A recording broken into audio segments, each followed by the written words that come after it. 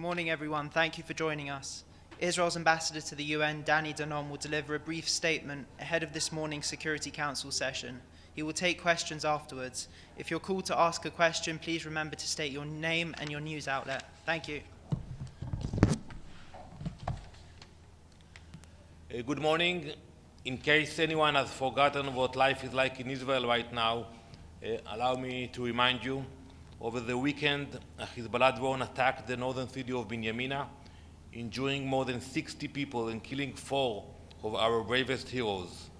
Then on Tuesday, a terrorist opened fire on a crowd of civilians in Ashdod, center Israel, murdering a police officer and injuring 4 others.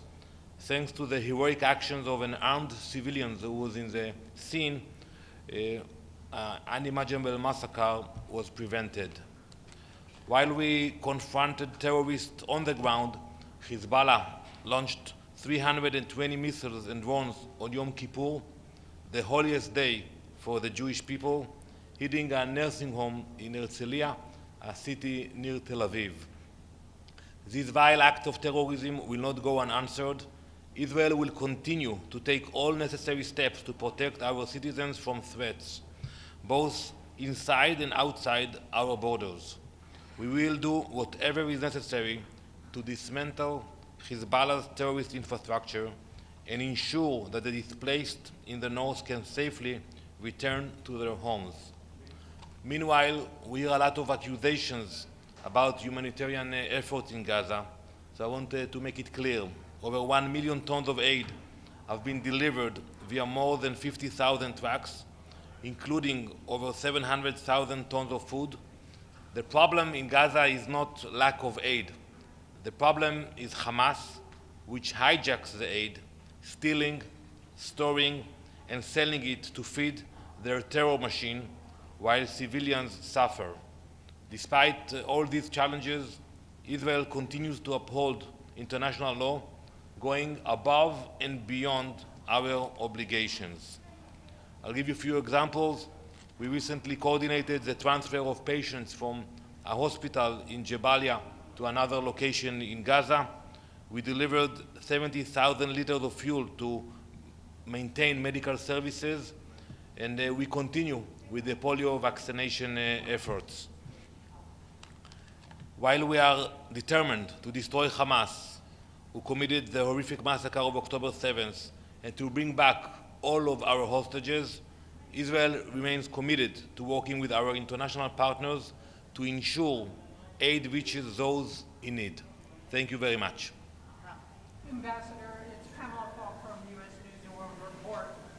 What is your take on the Biden administration's deadline of 30 days to increase aid to Gaza or risk U.S. aid? So we have ongoing dialogue with our colleagues in Washington. There are a lot of issues manageable. For example, as we speak, Pamela, you have hundreds of trucks inside Gaza waiting. So they passed already the checkpoints, Kerem Shalom or Erez, but they are not capable of being delivered because of corruption, Hamas, poor management, corruption.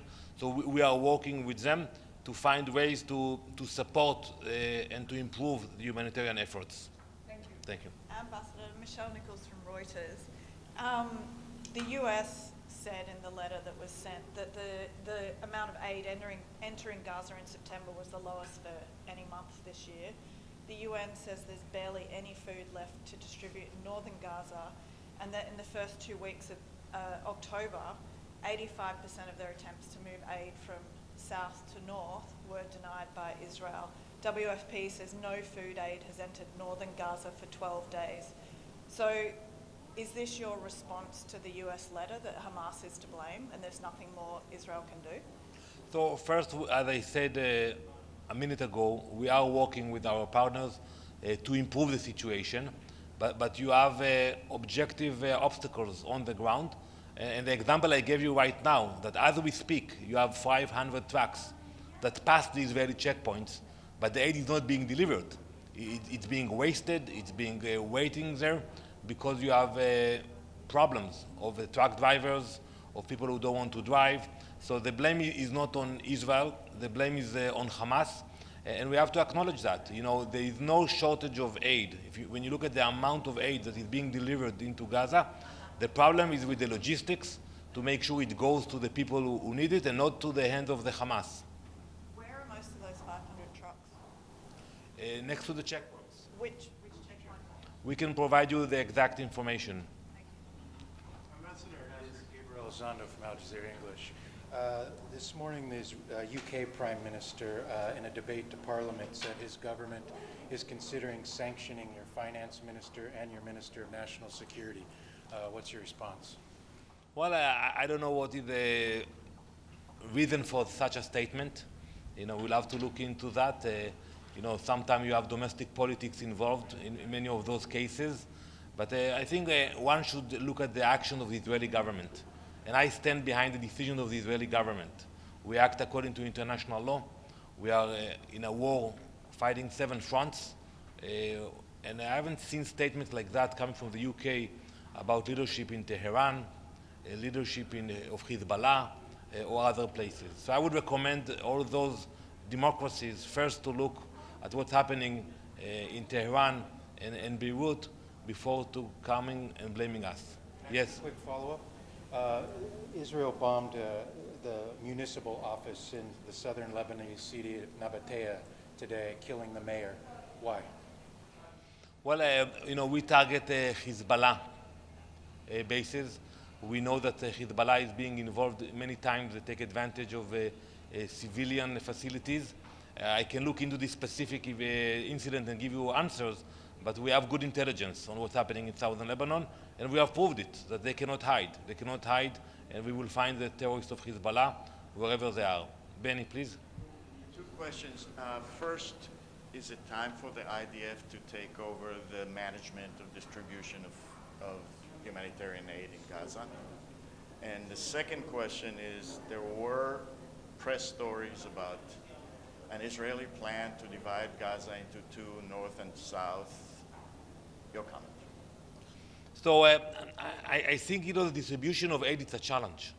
And I know many of our partners are discussing it with us, because you look at the amount of money that is being spent, amount of aid that is being delivered, and still we are discussing the challenges, and there are challenges in Gaza today. So I think, yes, it is important to have this discussion. I don't think we have the desire to be the one who actually handling distribution of aid inside Gaza. Our long-term goal is not to stay in Gaza. I think in the future we will stay in the area and we will make sure that security is being held properly, but we have no desire to be the one running the daily life in Gaza. Thank you very much. What about that division of Gaza into north and south and evacuating all the north, as was reported in the Associated Press and other places? I'm not familiar with anything concrete now, but there were a few ideas at the beginning of the war, and I think the main challenge is what you do with Hamas.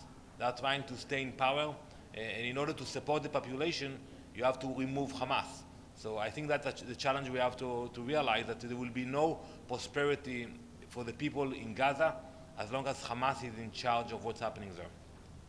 Thank you very much.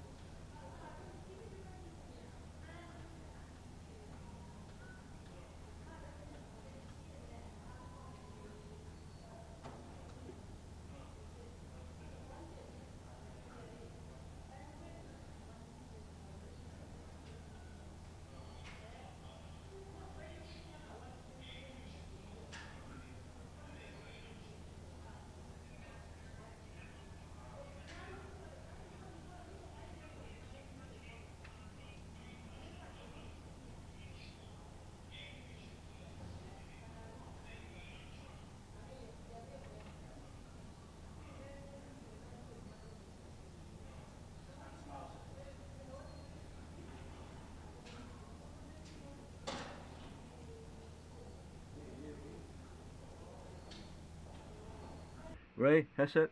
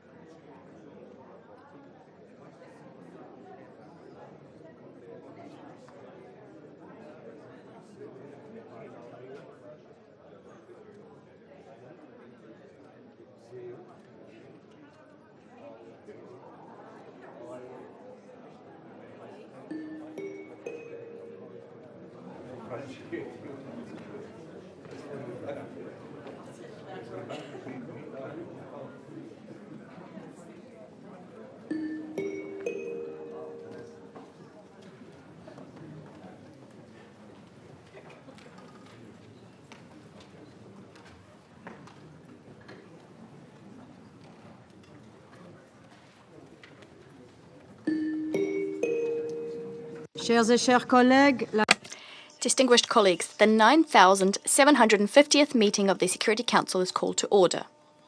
At the outset, I would like to remind everyone that the Security Council is a place of respect, respect between members of this organization and respect vis-à-vis various representatives.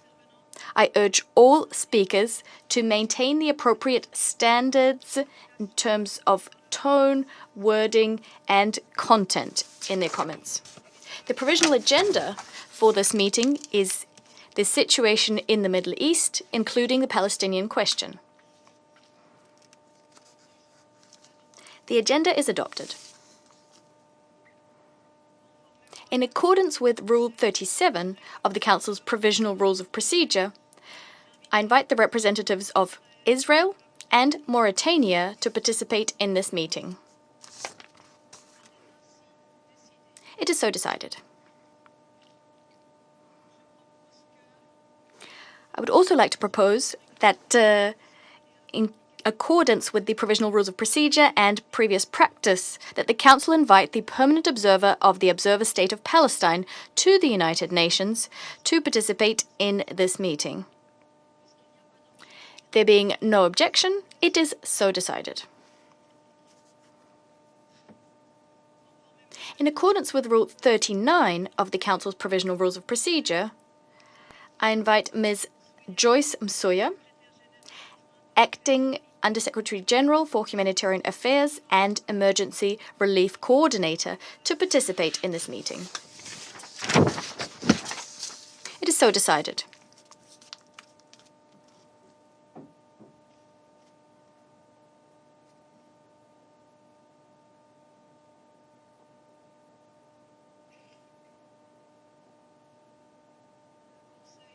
The Security Council will now begin its consideration of item 2 of the agenda.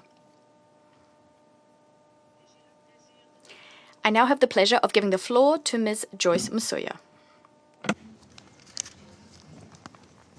Madam President, members of the Security Council, thank you for this opportunity to brief you on the humanitarian situation in the occupied Palestinian territory. Since we last briefed the Council on 9th of October, just 1 week ago, the people of Gaza have suffered multiple mass casualty incidents due to Israeli airstrikes. In just 1 week, nearly 400 Palestinians have reportedly been killed in Gaza and almost 1,500 injured. The world has seen the images of patients and displaced persons sheltering near Al-Aqsa Hospital, burning alive. Scores of others, including women and children, are suffering the excruciating pain of severe life-changing burns. There is no way to get them the urgent care they need to survive and manage such injuries.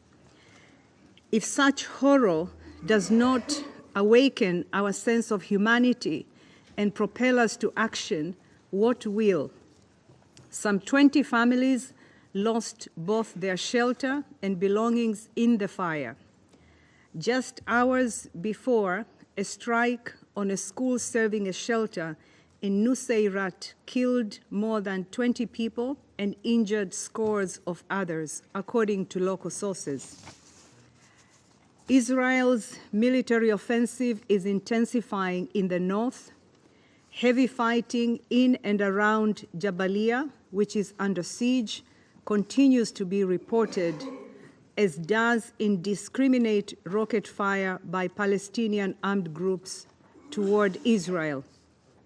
Since the beginning of October, we estimate that over 55,000 people have been displaced from the Jabalia area, while others remain stranded in their homes with water and food running out. 13 members of a family were killed yesterday after rescue workers were again prevented from reaching the wounded trapped under the rubble who were calling for help after their home was hit. The images emerging from the camp show a traumatized population running for their lives with no safe place to go. Madam President, only 3 of the 10 hospitals in North Gaza Governorate are now operational, and those only at minimum capacity. The facilities are facing dire shortages of fuel, blood, trauma treatment, and medications. Women are giving birth under heavy bombardment. For the 155,000 pregnant and breastfeeding women in Gaza, it is an exhausting and traumatizing experience not knowing where and how to give birth or whether their child will survive. There is no antenatal care, there is no medication, and then there is hunger. Some 11,000 pregnant women are suffering hunger and malnutrition, putting not just their lives at risk, but also the lives of their newborn babies. On 12th of October, an interagency team from the United Nations, an international non-governmental organization, and the Palestine Red Crescent Society was finally able to reach the Kamal Adwan and Al-Sahaba hospitals in northern Gaza after 9 separate attempts where they were denied or impeded by Israeli forces. 9. The team eventually transferred more than a dozen critical patients from Kamal Adwan to Al-Shifa Hospital. Additional patients and their companions who had earlier been transferred to Kamal Adwan from Al-Auda Hospital were also taken to Al-Shifa. The team delivered fuel to keep Kamal Adwan and Al-Auda functioning, as well as fuel and blood units to Al-Sahaba Hospital.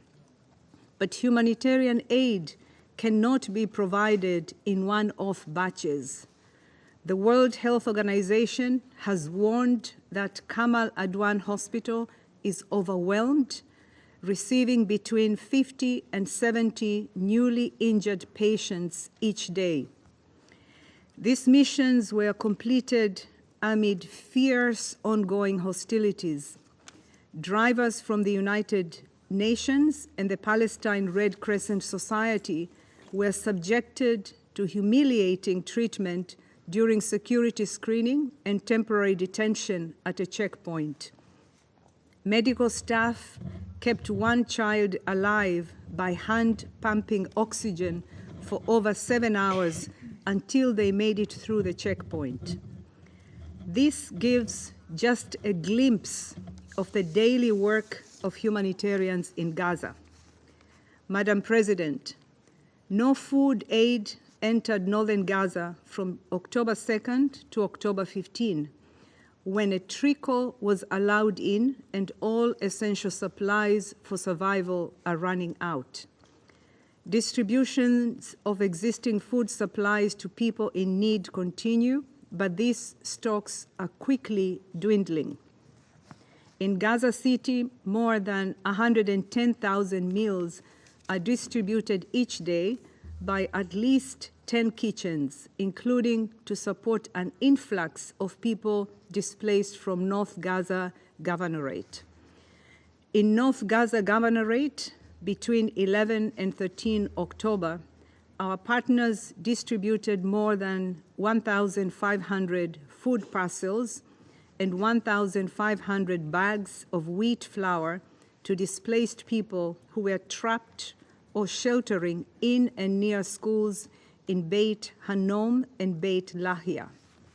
However, there is now barely any food left to distribute, and most bakeries will be forced to shut down again in the next several days without additional fuel. Given the abject conditions and intolerable suffering in northern Gaza, the fact that humanitarian access is nearly non-existent is unquestionable. During the first 2 weeks of October, just 1 out of 54 coordinated movements to the north via the Al-Rashid checkpoint was facilitated by Israeli authorities, while another 4 were impeded but eventually accomplished. 85% of the movements were denied, and the rest were impeded or cancelled due to security or logistical issues.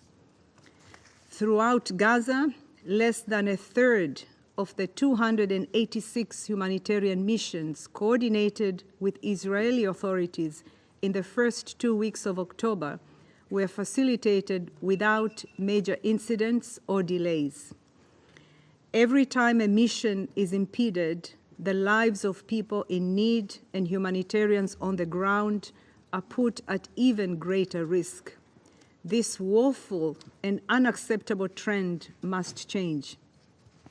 Madam President, thankfully, since we last briefed the Council, the second round of the polio vaccination campaign began in central Gaza. WHO reports that on 14 and 15 October, nearly 157,000 children under 10 received the vaccination. The campaign once again underscored the critical role of UNRWA, whose teams vaccinated 43% of the children reached on the first day. It is now critical that the parties continue to respect the agreed humanitarian pauses and that access be granted throughout Gaza to ensure that we can reach all children in need of the vaccine, including in the north. As we have previously said, the success of the polio campaign shows what can be achieved when obstacles to humanitarian access are removed. Madam President, the level of suffering in Gaza defies our ability to capture it in words or even to comprehend its scale. Reality is brutal in Gaza, and it gets worse every day as the bombs continue to fall, as fierce fighting continues unabated, and as supplies essential for people's survival and humanitarian assistance are blocked at every turn. International humanitarian law must be respected, and this Council and all member states must exert all their influence to ensure it. Civilians must be protected, and their essential needs must be met, whether they move or stay. Civilians must be allowed to seek protection elsewhere, and they must be guaranteed the right to voluntarily return as international law demands.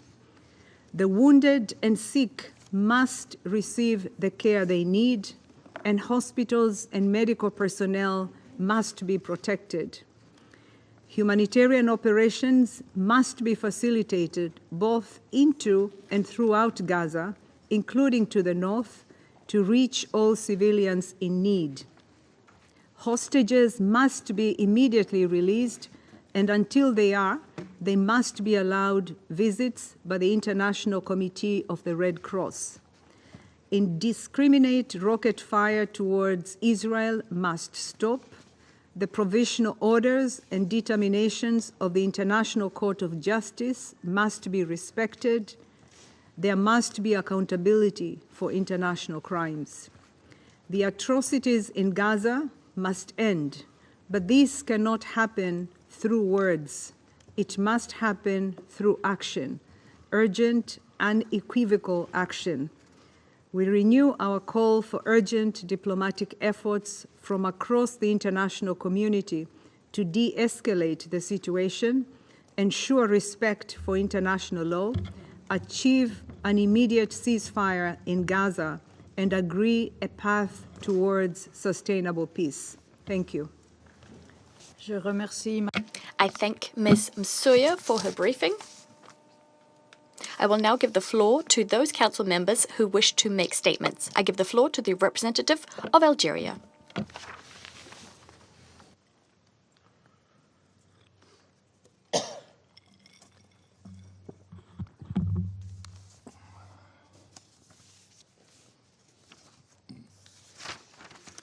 Merci, Madame la Présidente. Thank you, Madam President.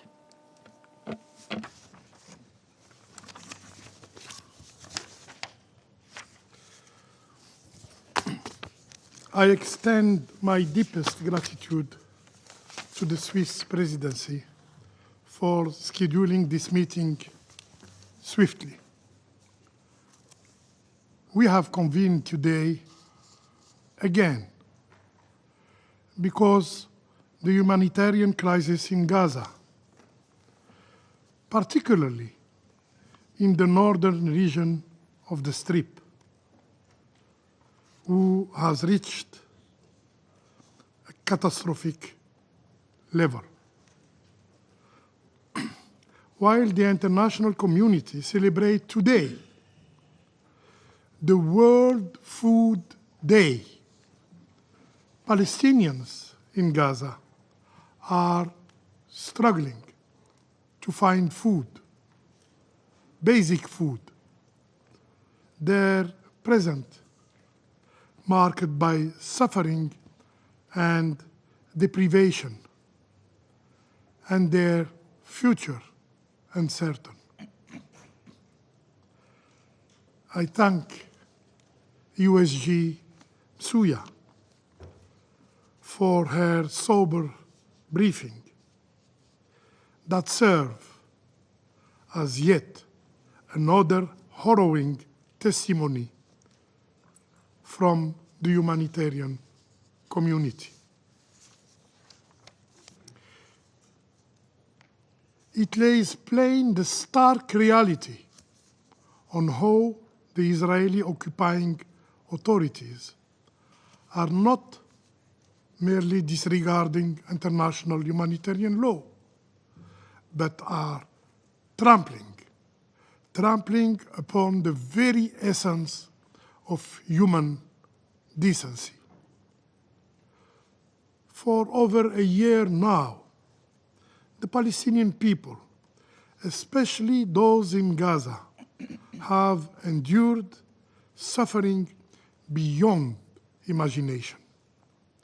It appears that the sadistic impulses of those responsible within the Israeli authorities knows no bounds when it comes to inflicting torment, inflicting punishment upon the Palestinian civilians. Civilians that must not be a military target. They are protected by the international law. The Israeli occupying power should fulfill its obligation in this regard.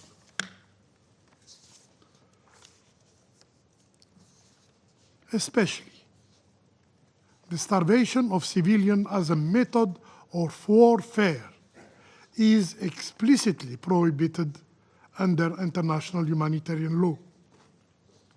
This prohibition extends to depriving civilians of objects necessary for survival and impeding relief supply. Surprisingly, the second vaccination campaign that commenced on October 14 reached more than 157 children on its first 2 days alone. So, how is it possible? How is it possible that we can vaccinate these children, yet we cannot feed them? How can we secure trucks transporting vaccines, but not those carrying essential food? The inevitable conclusion is that this is not a collateral damage, but a deliberate, calculated Israeli policy of starvation of the Palestinian people. Madam President, the International Court of Justice, in its provisional measures, ordered Israel, the occupying power, to, and I quote, take immediate and effective measures to enable the provision of urgently needed basic services and humanitarian assistance to address the adverse conditions of life faced by Palestinians in the Gaza Strip. End of quote.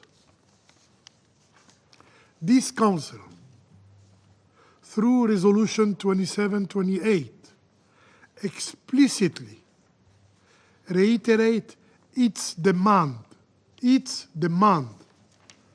for the lifting of all barriers to the provision of humanitarian assistance at scales. The response from the Israeli occupying power has been nothing short of disdainful. Closure of crossing point, increasing restriction on access, and the immoral use of starvation as a method of warfare. When we last convened on October 9th, last week, we raised alarms about the state of humanitarian assistance, noting that September, this last month of September, saw the lowest levels of aid since October of the previous year. We then expressed grave concern over the behavior of the Israeli occupying authorities, who denied or impeded nearly 80% of humanitarian movement between northern and southern Gaza in September. The response of the Israeli authority to our concern? More restriction, more killing of Palestinian civilians. Yesterday alone, 68 of them. In the past week alone, a mere 6 trucks per day have been permitted to enter Gaza. A number so paltry, it borders on the absurd, given the scale of need. Before the crisis, I want to remind that there were more than 500 trucks per day. Madam President, the occupying powers' disregard for Palestinian lives doesn't stop there. They have escalated their tactics, adding new depth of cruelty to their actions. On the night of October 13th, they struck tents in the vicinity of Al-Aqsa Mosque, Al-Aqsa Hospital. The result? At least 4 people burned to death. Burned to death. Yes, you heard correctly. Burned to death. This is the occupiers' perverse demonstration of how sacred they consider human life. they consider Palestinians' life.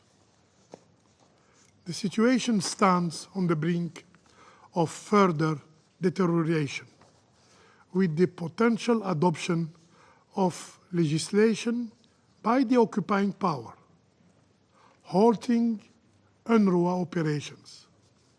Such acts would strip Gazans of the backbone of humanitarian actions and further complicate the United Nations humanitarian mission. Madam President, it is clear that the Israeli authorities are not listening to anyone, not the ICG, not the General Assembly, not this very council, not even their closest allies, but this Security Council has the authority and possess the tools to ensure the enforcement of its decision. The time has come for decisive action. The lives of countless civilians, Palestinian civilians, hang in the balance. I thank you. I thank the representative of Algeria and now give the floor to the representative of Slovenia. Thank you, Madam President. I also want to thank Acting Under-Secretary General Ms. Suja for her briefing today. Slovenia is a country established on the principle of self-determination. Despite our celebration of independence, a siege is not a foreign word to us. Our capital was under siege during the Second World War for 3 years. In our region, the siege of Sarajevo during the conflict in the 90s was the longest-lasting total siege in the contemporary European history. We can associate with the siege and indiscriminate bombing and people being killed in line for food or population without food, medicine, gas, electricity, and water, population deprived of human dignity. Back then, we declared never again. A siege is not a foreign word to Palestinians. Gaza has been not only under occupation, but under a siege for years, for decades. What we are hearing and witnessing today about Israeli government attitude towards the northern Gaza is a siege within a siege, a total siege of starved and traumatized civilians. Colleagues, this Council has met many times. With a number of meetings we had, Slovenia avoids repeating what our briefers share with us. So today I want to be clear with our messages. We call for an immediate ceasefire. We call for immediate release of hostages. We call for lifting of all barriers to delivery of humanitarian assistance to Gaza. We call for basic humanitarian aid, food, water, fuel, medicine, hygiene material, basic things to be delivered at scale. We call for urgent delivery of winter supplies, again, basic items like proper shelters, warm clothes, and blankets. We call for immediate restoration of food systems and basic services. We call for opening all available routes to and throughout the entire Gaza Strip, including of border crossings to provide humanitarian assistance to all those in need. We call for immediate and sustained access of UN missions to the north. We call for protection of civilians and civilian infrastructure, schools, displacement sites, and healthcare facilities. We call for an end to attacks on healthcare and for addressing critical shortages of essential medicines and equipment.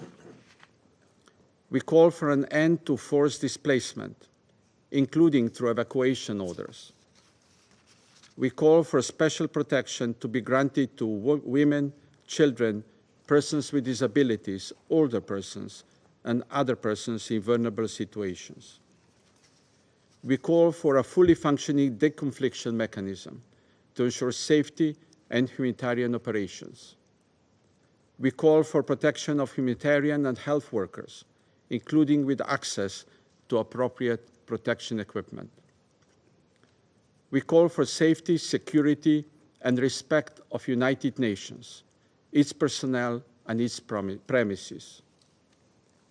We call for withdrawal of legislation of UNRWA, which would collapse humanitarian operations in Palestine. We call for respect of international law, particularly international humanitarian law and human rights law. We call for full implementation of Security Council resolutions and ICJ provisional orders which are binding and must be implemented. We call for end of impunity. We call for accountability. We call for security of Israelis and Palestinians. We call for resumption of a meaningful and time-bound political process leading to two-state solution. We call for upholding of the UN Charter, also by this Council. We call for peace. So, colleagues, we will not forget Gaza, and we will not lose hope for this Council to speak with one voice. Thank you. Je remercie le représentant. I thank the representative of Slovenia. I now give the floor to the representative of Guyana. Madam President, at the outset, I express my appreciation to you for responding to the Algerian request to meet with a swiftness matching the urgency of the matter under consideration. I also thank Ms. Nicosia for her sobering briefing. Madam President, dear colleagues, each time we meet in the Security Council to discuss the situation in Gaza, we tally the miseries and the unprecedented, including the Palestinians killed, maimed, displaced, orphaned, starved, and detained. And we deplore, demand, and condemn, as we should. We felt that the Council had fulfilled its moral and legal duty by adopting 4 resolutions because they are legally binding and hence would have brought positive change for the people of Palestine and Israel. We supported all efforts toward a deal, hoping that we will have a ceasefire, release of the hostages and Palestinians illegally detained, and a renewed hope for Palestinians, even in this darkest of times. 1 year and 47 meetings later in this chamber, our combined efforts have not had the expected results, and the situation in Gaza continues to worsen with each passing day. We must not allow the shredding of the moral and legal thread that holds our organization together. The most fundamental question, then, that this Council faces is what will we do to stop this tide? Honest answers to this question, with strong political will, would no doubt engender the kind of action needed to save the lives of the millions of civilians in Gaza and in the occupied West Bank, including East Jerusalem, who have no escape. Guyana continues to be outraged by the suffering that the government of Israel is inflicting on the civilian population in Gaza and the inhumane conditions under which they have been forced to live. This undesirable situation is compounded by the frequent evacuation orders that have become a staple of this war, and which Guyana concludes is part of a strategy to entrench instability and destroy any semblance of permanence. Displaced civilians face many hardships, including protection risks, food insecurity, and increased risk of disease. In fact, these risks are multiplied for civilians in Gaza, since many of them have been displaced multiple times since this war began last October. Madam President, international humanitarian law contains clear provisions about the forced displacement of civilian population in war. It is illegal. In the strictly limited cases where evacuation of the civilian population is permissible, the provisions are equally clear on the conditions under which the evacuation is to be carried out.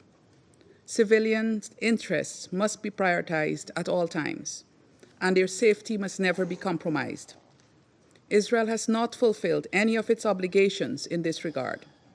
Its latest forcible displacement of civilians in the northern Gaza governorate, coupled with its siege of the area, is unconscionable, inhumane, and illegal. Civilians are so tired of their misery that many in northern Gaza who are being displaced again have decided to stay.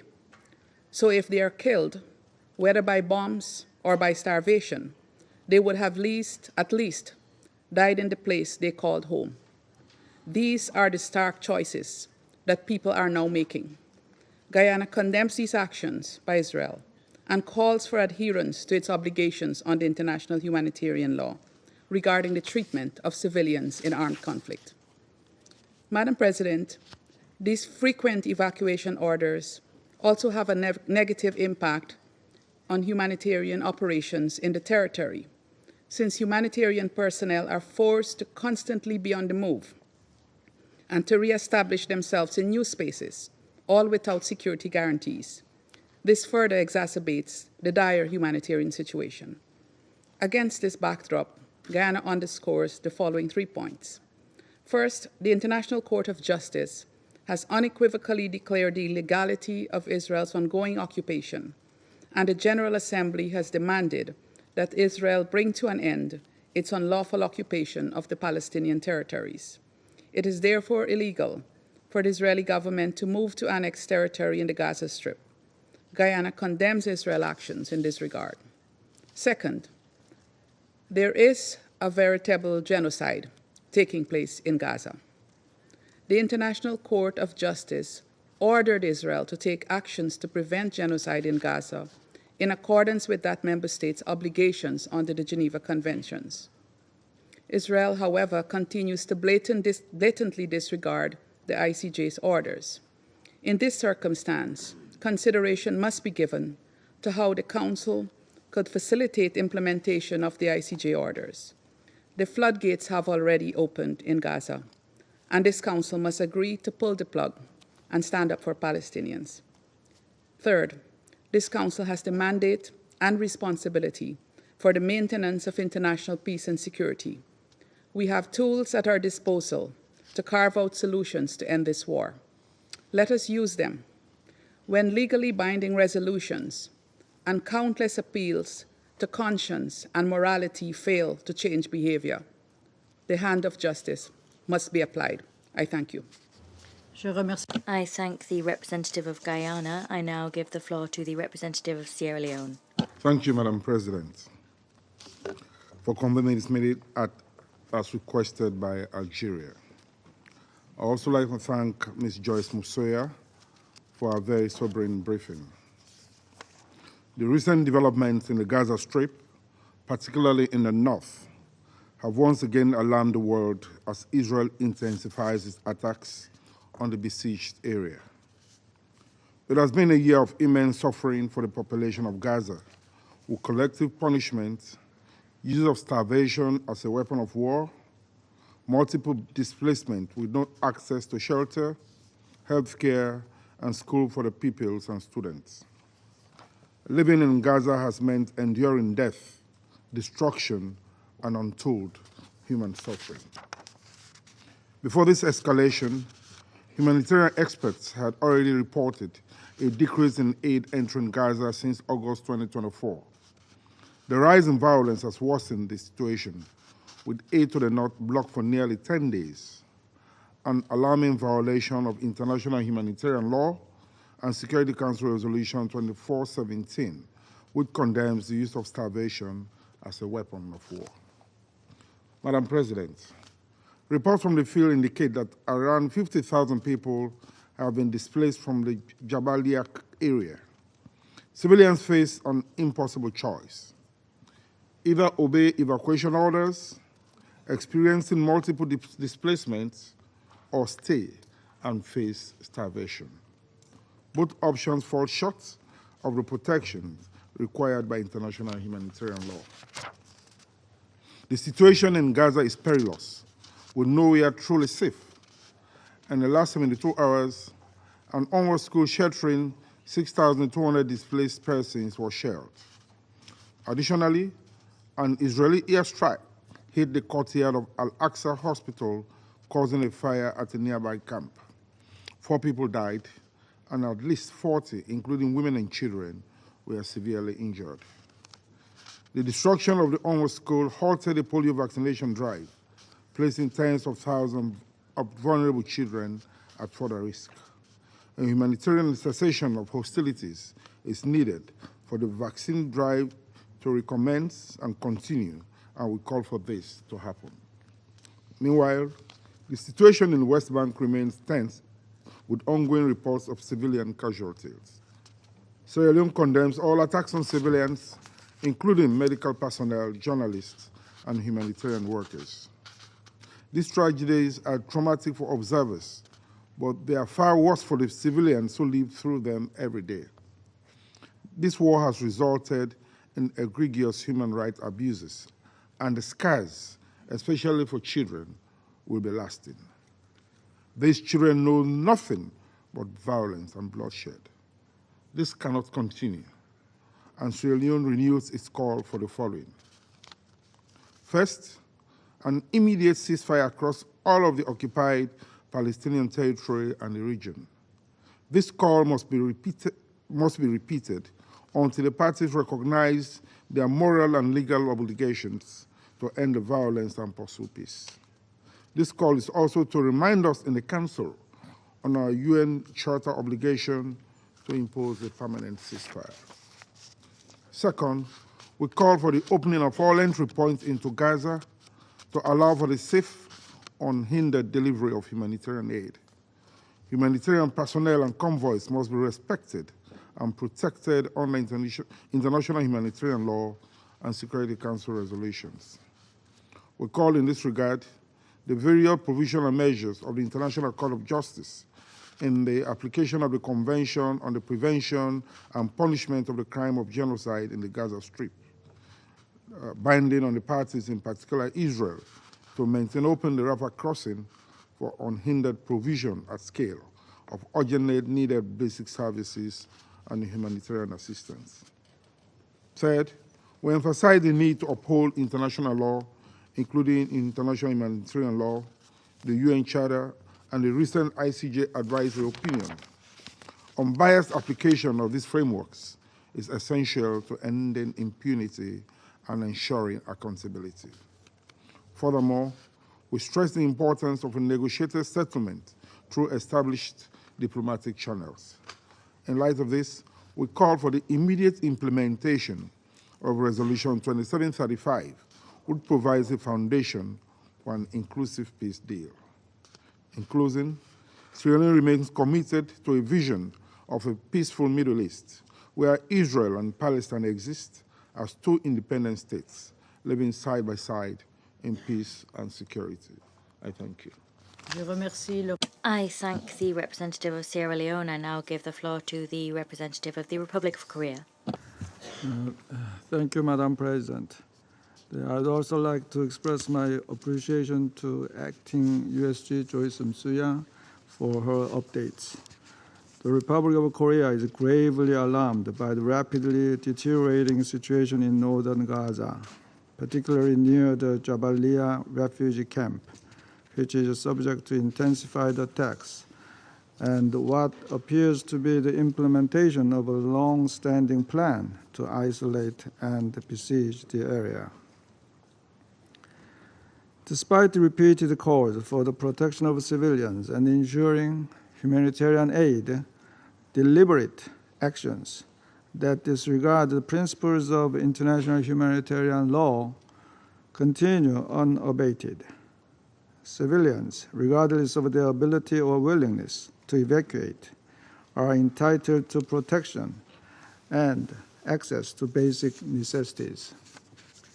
Madam President, sadly, in this tragic conflict, not only international law, but humanity and morality have been completely disregarded. The airstrike last weekend that killed 5 children playing outside a kindergarten in Gaza City exemplifies once again, repeatedly, the negligence of humanity in Gaza. An additional evidence of this loss to humanity is the shocking reports that Israel did not allow food to enter northern Gaza for the first half of October, further aggravating an already desperate hunger situation. We must recognize and underscore that the current IDF strategy cannot guarantee the short or long-term security of Israel.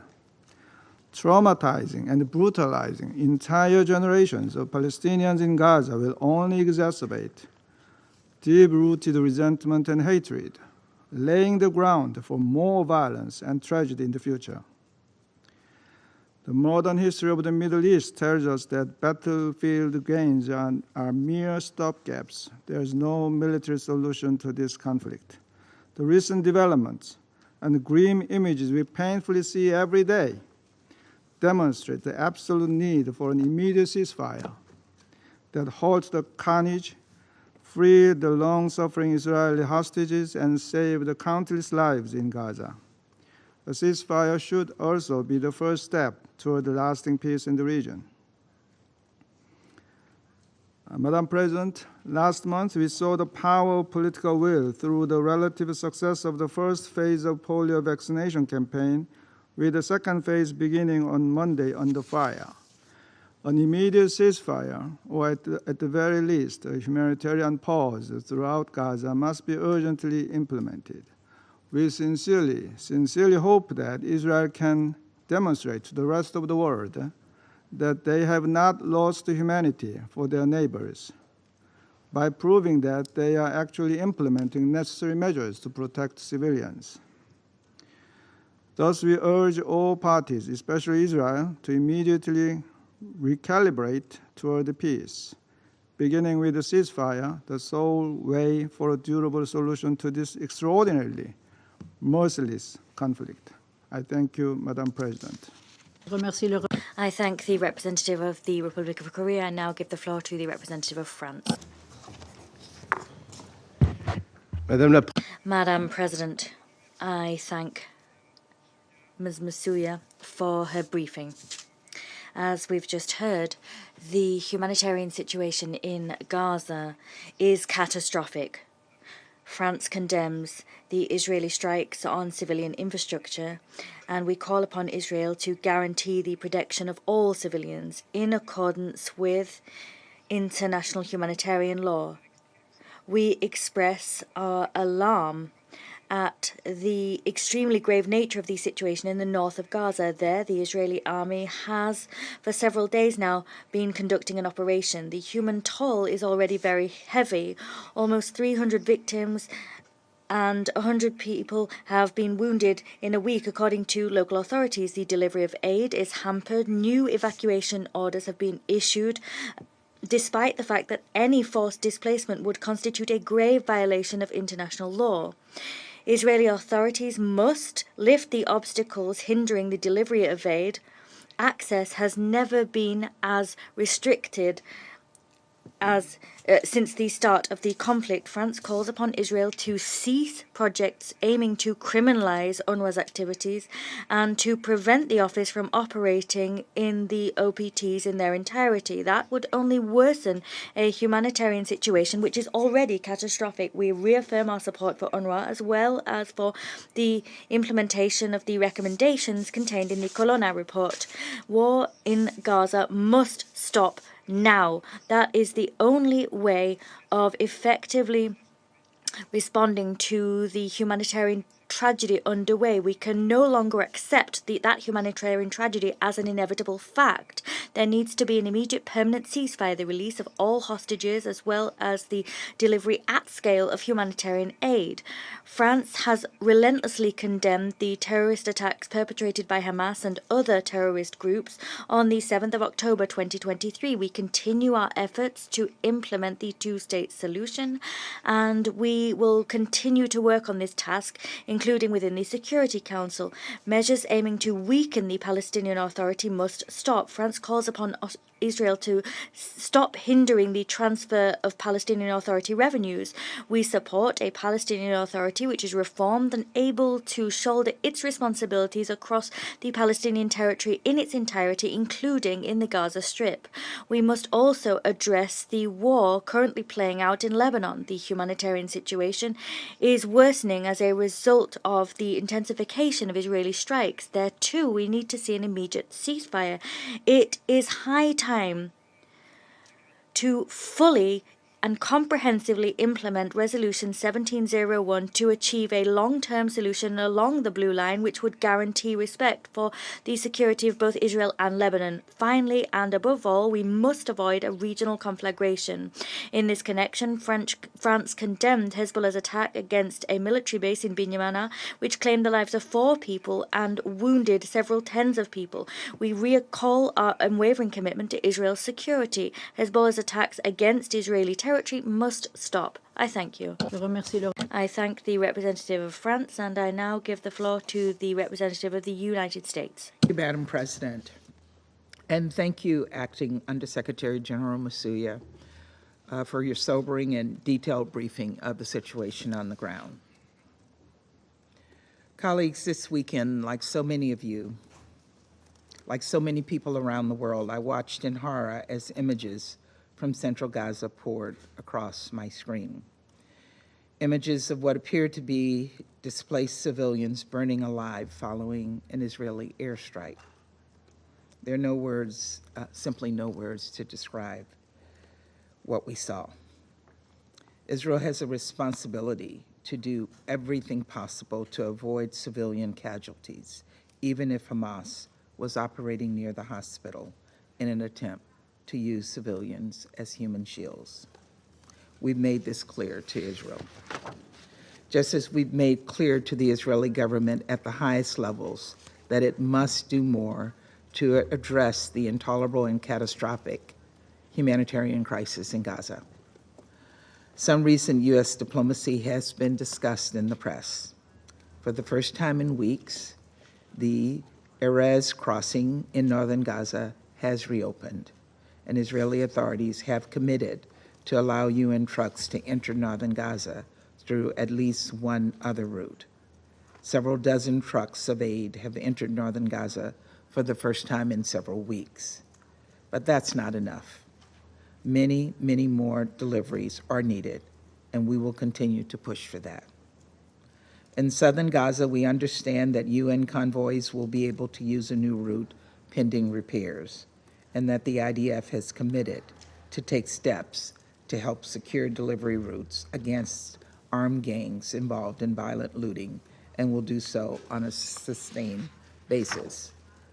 Israel is also working with the World Food Program on a plan to improve humanitarian infrastructure across the Gaza Strip, which, if implemented, could lead to the additional delivery of desperately needed food aid. A second round of polio vaccination is also underway in the south and will soon begin in the north. It is crucial that Jabalia camp is included in this effort. Colleagues, we know that commitments must be followed through on, and that the progress we've seen since last week is insufficient. And so for our part, the United States will continue to make the following clear. Food and supplies must be surged into Gaza immediately, and there must be humanitarian pauses across Gaza to allow for vaccinations and the delivery and distribution of humanitarian aid. A quote-unquote policy of starvation in northern Gaza would be horrific and unacceptable, and would have implications under international law and U.S. law. The government of Israel has said that this is not their policy, that food and other essential supplies will not be cut off, and we will be watching to see that Israel's actions on the ground match this statement. Colleagues, we also remain gravely concerned by the evacuation orders issued by Israel in northern Gaza and are monitoring the implementation of these orders closely. Furthermore, all parties must abide by Resolution 2720 and reject any forced displacement of the civilian population which would violate international law. And let's be clear, civilians are protected under international humanitarian law and may not be declared as combatants if they fail to evacuate. We know winter is approaching. The cold and bad weather will soon set in. 1 year into the fighting, with Hamas substantially degraded, Israeli authorities should be working with the UN and the international community on a plan for civilians to move inland. They should be facilitating, not obstructing, efforts to provide for temporary shelter, and they must restore basic services, including water, electricity, and sanitation. I repeat, the United States calls for this work to begin now. Israel must also cooperate with the UN and the international community to lay the foundation for the reconstruction of Gaza, because civilians must be allowed to return, including to northern Gaza, to rebuild their lives. That can be hard to imagine at a moment of so much suffering and pain, death and destruction. But we must continue to work toward a future where people can rebuild and where people can heal. And for that to happen, there must be a durable peace. And as we've said many times, a ceasefire with the release of all hostages could start today if Hamas, which set this conflict into motion and has no concern for the well-being of Palestinians in Gaza, would accept the deal on the table. It could happen today. Colleagues, I was devastated by the new details from Hirsch Goldberg, Poland's parents, that they shared about their son's execution. How Hirsch's limp body was found on his knees in a tunnel beneath Gaza, a bullet through his skull. How he attempted to lift up his arm, his only arm, to shield himself from the bullet that ended his promising young life. I urge some members of this council to stop turning a blind eye to Hamas's depraved deeds. Its acts of terror, its hostage-taking, its obstruction of a ceasefire deal, its use of civilians as human shields. And I urge members of this council to continue to focus on direct diplomatic initiatives that can save the lives of innocent people who did not start this war and cannot end it, but who bear the cost of it. We must all support the UN as it works with Israel to step up delivery and improve the humanitarian response efforts. This council has an important role to play, but ultimately, as I've said previously, actions on the ground more than discussions here in New York are what will bring real progress. That has been the focus of U.S. diplomacy and will continue to be our focus in the months ahead. Getting humanitarian aid in, getting hostages out, and ending this conflict. Thank you, Madam President. I thank the representative of the United States. I give the floor to the representative of the United Kingdom. Thank you, President, and thank you, Acting Under-Secretary General Nicosia, for your briefing. President, the UK supported the call for this meeting today to discuss the urgent steps needed to address an ever-growing humanitarian tragedy in Gaza. The situation in northern Gaza is harrowing. Approximately 400,000 Gazans have been ordered to evacuate the north and move southwards to the IDF-designated humanitarian zone. Many of these people will already have been displaced, some many times over, and are desperately searching for refuge. But there are no safe places in Gaza. Just this week, we saw horrifying images following the Israeli strike on Al-Aqsa Hospital inside the IDF-designated humanitarian zone. Those who decide to move face intimidation, active fighting zones, and the threat of continued airstrikes. Those who stay face extreme hunger and appalling conditions without access to basic services or healthcare. In the first half of October, no food aid was delivered to northern Gaza, with Israeli authorities denying or impeding the vast majority of humanitarian movements between north and south. We expect October to see the least aid enter Gaza since the beginning of the conflict, lower even than September. Families in Gaza are facing a second winter with even less resilience and fewer resources. This is unconscionable. Israel must comply fully with international humanitarian law and ensure sufficient aid reaches all parts of Gaza. We also reiterate our concern at legislative proposals seeking to undermine UNRWA, which is vital to the humanitarian response in Gaza. Let me be clear. Northern Gaza must not be cut off from the south. Palestinian civilians, including those evacuated from northern Gaza, must be permitted to return to their communities and rebuild. There must be no forcible transfer of Gazans from or within Gaza, nor any reduction in the territory of the Gaza Strip. We need to see an immediate ceasefire to bring this devastating conflict to an end. President, we must also hold in the front of our minds the unthinkable suffering of the 101 hostages who remain in captivity in Gaza. Their ordeal has gone on for far too long. Once again, we call on Hamas to release the hostages immediately and unconditionally.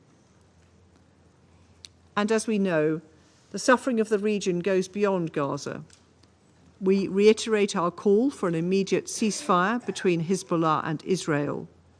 All parties must take measures to avoid civilian casualties and ensure the safety and security of UNIFIL personnel. And in the West Bank, as my Foreign Secretary has said, we urge the Israeli government to take action to crack down on settler violence and to stop settler expansion on Palestinian land. That is why yesterday my government announced further sanctions against 3 illegal settler outposts and 4 organizations in order to bring accountability to those who perpetrate such heinous human rights abuses against Palestinians. President, the Palestinian people, the Israeli people, and the region as a whole deserve a better reality than the daily cycle of violence and fear to which they have become accustomed. But there is a path to peace, one which would see a safe and secure Palestinian state beside a safe and secure Israel. We urge the parties to be courageous and to take the path towards peace and a better future for their people. I thank you. I thank the representative of the United Kingdom. I give the floor to the representative of China. Thank you, President. I thank Algeria for the initiative to convene this meeting, and thank Acting USG Misuya for her briefing. The sudden escalation of the situation between Lebanon and Israel in the past few days has caused widespread concern and worry in the international community. But the situation in Gaza is not showing any sign of stabilization.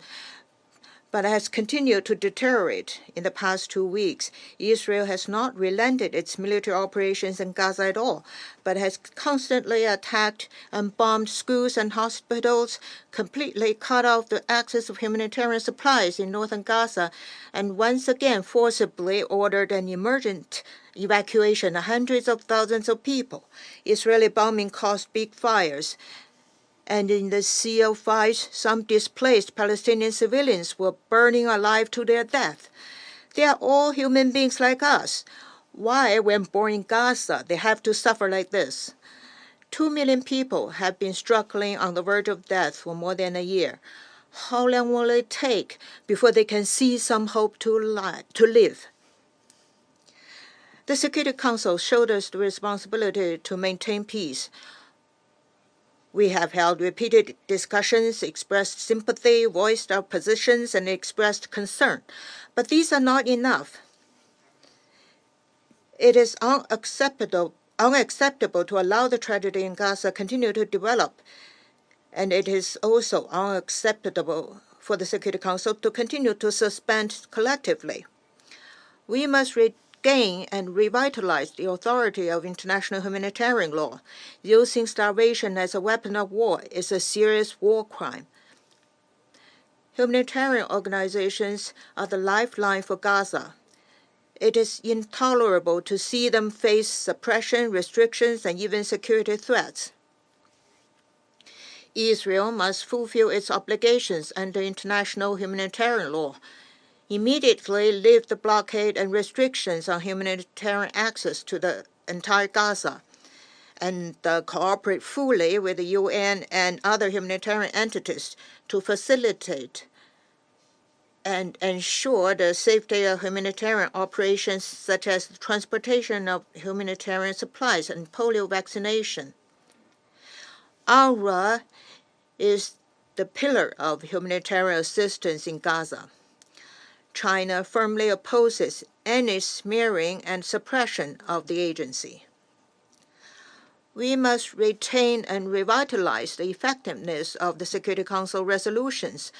The Council has adopted a number of resolutions regarding the situation in Gaza, explicitly calling for a ceasefire, but none of them has been effectively implemented. That has dealt a serious blow to the credibility of the entire United Nations system. Council resolutions are binding on all states and must be implemented. We support the Council in using all the options in its toolbox to ensure the implementation of its resolutions adopted. Every member has the responsibility to safeguard the effectiveness of the Council's resolutions.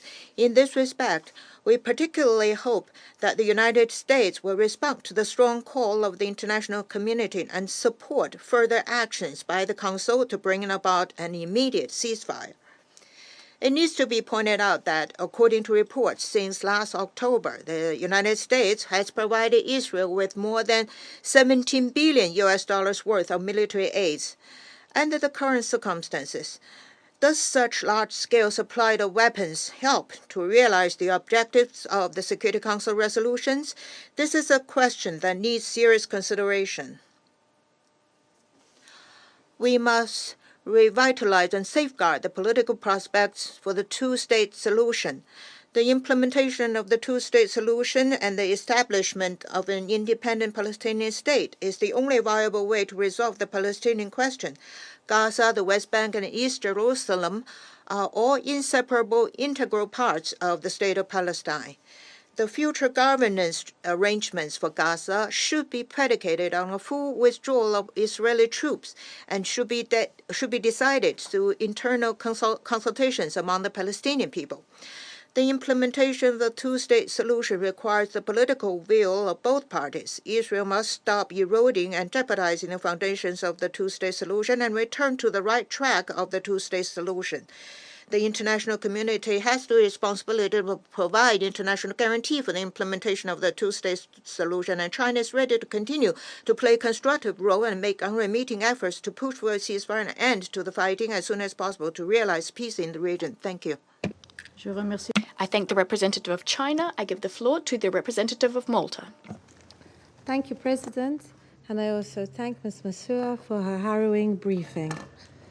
On Monday, we witnessed shocking and disquieting images of civilians being burnt alive following the Israeli airstrikes on Al-Aqsa Hospital, where several IDPs were taking refuge. Regrettably, this is just the tip of the iceberg in terms of the catastrophe which is unfolding. Central Gaza alone has seen at least 2 mass casualty incidents since Sunday. In northern Gaza, the siege has intensified, cutting off food and aid to the area and forcing over 50,000 people from Jabalia camp to be displaced once more.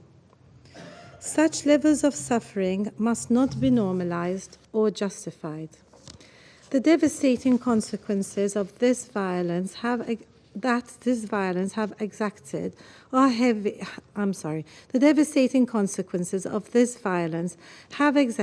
a heavy toll on civilians. The cost in human lives is staggering. In the last week alone, 379 Palestinians have been killed and over 1,400 injured in Gaza. These are not just statistics. They represent human beings, families, communities, and futures that have been torn apart. Malta urgently calls for an immediate and permanent ceasefire. Hostages must be released unconditionally. Humanitarian aid must be allowed to flow without obstruction. All crossing points for aid must be opened without any more delays. We strongly condemn all actions that target civilians and civilian infrastructure. It is essential that all parties, without exception, adhere to the principles of international law. They must make sure that military action and hostilities do not further entrench the suffering of civilians.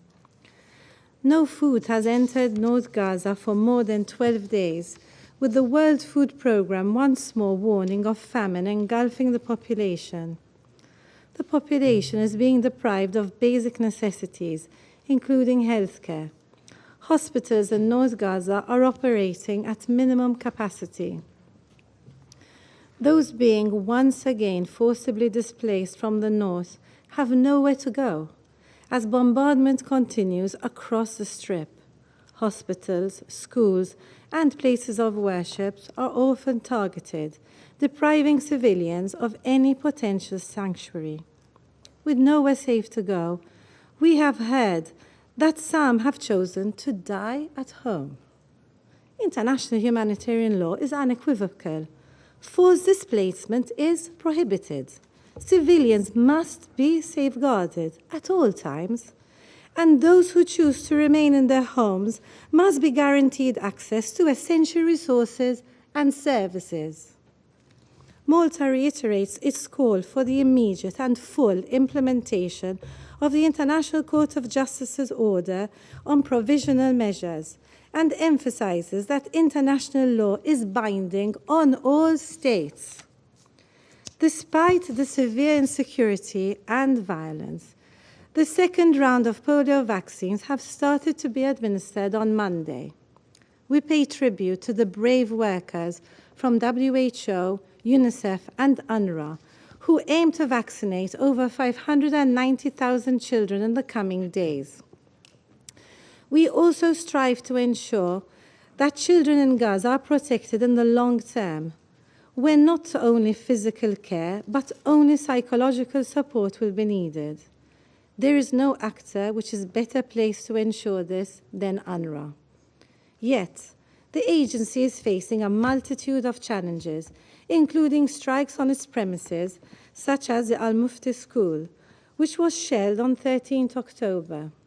22 Palestinians, including 15 children, were killed in that attack. It is concerning that legislation affecting the agency is being considered by the Israeli Knesset, which is seeking to halt UNRWA's operation in the OPT, including East Jerusalem. UNRWA is a pillar of humanitarian efforts and regional stability. Without its continued presence, the consequences will be devastating for millions who rely on its services. We once again call for the shelving of this legislation to ensure that UNRWA can continue its vital work in line with its mandate adopted by the General Assembly with overwhelming majority. President, the time for rhetoric has long passed. The situation is unsustainable. The stories are heart-wrenching. The violence must end.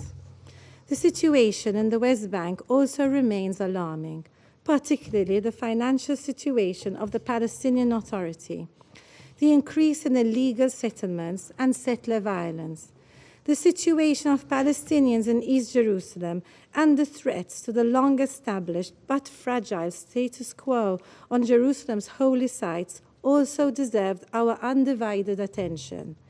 These challenges and the conflict's expansion into Lebanon may engulf the region. This Council has the tools and responsibility to act decisively and effectively.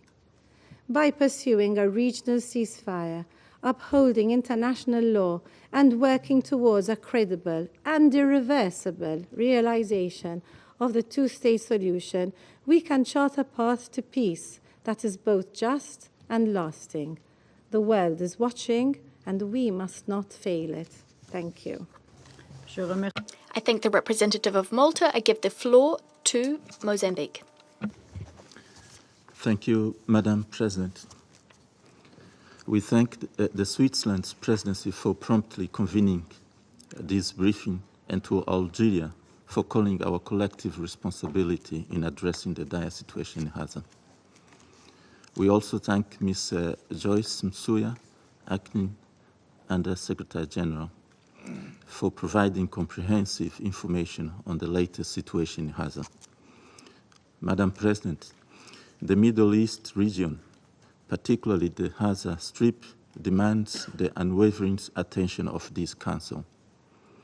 The situation in Gaza has reached a critical juncture with ongoing military operations and an escalating humanitarian crisis that can no longer be ignored.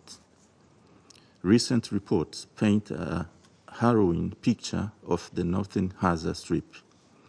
The relentless Israel bombardment continues unabated, resulting in mounting civilian casualties and widespread destruction of infrastructure. The statement from Doctors Without Borders detailing the entrapment of their staff members in Jabalia and the reported casualties at Al-Yemen Al-Sahid Hospital underscores the dire circumstances faced by both civilians and humanitarian workers. The death toll and displacement figures in Gaza are rising at an alarming rate. The scenario described by major humanitarian actors, including the United Nations, can only be characterized as catastrophic. The evacuation orders issued for the main shelters and hospitals in Gaza, as reported by medical personnel on the ground, are terrifying. Aid workers are faced unsurmountable challenges in complying with these evacuation instructions due to ongoing hostilities. The constant threat of violence severely impedes efforts to ensure the safety passage of civilians and the delivery of essential aid. The humanitarian crisis is therefore deepening, with food and water becoming increasingly scarce. Madam President, this Council adopted Resolution 2720 in December 2023 in response to the Gaza Strip worsening humanitarian crisis.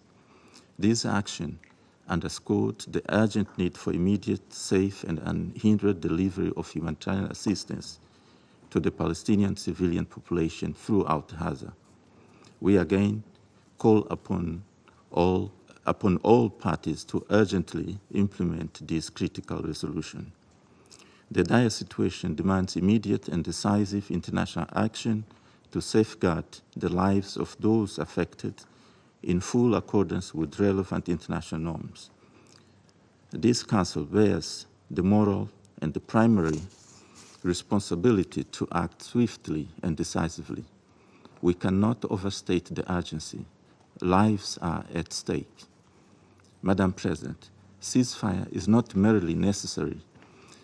It is imperative to prevent further loss of life and facilitate delivery of humanitarian aid to those in desperate need.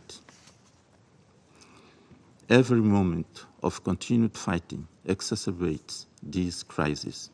The international community must act swiftly to bring about peaceful resolution. In light of the rapidly deteriorating situation in Gaza, we reiterate our call for the Security Council to explore viable alternatives to address this crisis. To this end, we propose the following actions. First, intensify diplomatic efforts to bring all parties to the negotiating table, engaging influential nations, including members of this Council, to leverage their influence to de-escalate the conflict. Second, demand an immediate and comprehensive ceasefire to halt all hostilities, protect civilians' lives, release hostages, and all others held in captivity. Third, establish and enforce safe and secure humanitarian corridors to ensure the delivery of essential aid and medical supplies to affected populations, including facilitating the planned second phase of polio vaccination. This necessitates the rigorous enforcement of international laws prohibiting the obstruction of aid delivery. Fourth, strengthen existing Security Council resolutions, particularly 2720, 2735, by adopting more robust and enforceable measures that mandate immediate and hindered humanitarian access to Gaza. Lastly, encourage and facilitate political dialogue between the conflicting parties to address the root causes of the conflict and work towards a sustainable peace agreement. Madam President, we hope that these actions could not only alleviate the immediate suffering of the people in Gaza and pave the way for long-term stability and peace in the region. This includes the realization of the two-state solution, which the UN Secretary General has rightly identified as the only way to avoid endless cycles of fear, hatred, and violence. The time for decisive action is now. History will judge us harshly for any further inaction in the face of this humanitarian catastrophe. I thank you, Madam President. I thank the representative of Mozambique. I give the floor to the Russian Federation. Madam President, we support Algeria's initiative to hold this Emergency Security Council meeting to discuss the unbearable humanitarian situation in the north of the Gaza Strip. We'd like to thank the acting head of OCHA, Joyce Msoya, for her overview of the human tragedy unfolding before our very eyes. Given that for over 12 months we've seen incessant bombing by Israel's Air Force, the humanitarian situation in the enclave is truly horrific. The number of people killed, wounded, and maimed, these civilians, including women and children, is staggering. In the last 24 hours alone, 55 Palestinians were killed. Over 229 were wounded. The scale of starvation is shocking. Gaza's entire population is in need of emergency food aid. Mass displacement and evacuation orders have become mundane, although there is basically nowhere left to flee. In different parts of the Strip, schools, hospitals, and refugee camps are being shelled. The US media is quoting volunteer doctors working in Gazan hospitals. According to their witness accounts, practically daily they're seeing cases of gunshot wounds to the heads among minors between the ages of 2 and 12. It would appear then that the UN flag is not only failing to protect the civilian population, humanitarian workers, and civilian social infrastructure, but this flag is also seemingly becoming a direct target for the IDF. All humanitarian workers, including today's briefer, are stating in unison that there is nowhere in Gaza that's safe. This is not a figure of speech, it's a bitter reality. Madam President, for 2 weeks now, the international community has looked on as the Israeli military has conducted intensive airstrikes and a military ground operation in the northern Gaza Strip. We're receiving reports about hundreds of Palestinians killed, including children. Just a few days ago, on the 13th of October, yet another outrageous airstrike was conducted by the Israeli Air Force on schools in the Nuseirat refugee camp. As a result, a minimum of 22 people died, including 15 children and women. 80 people received wounds to varying degrees of severity. Another 5 minors became victims of an airstrike on the Al-Shati camp in the north of the enclave. The IDP has been conducting a military operation, a siege of the Jabalia camp for over a week now.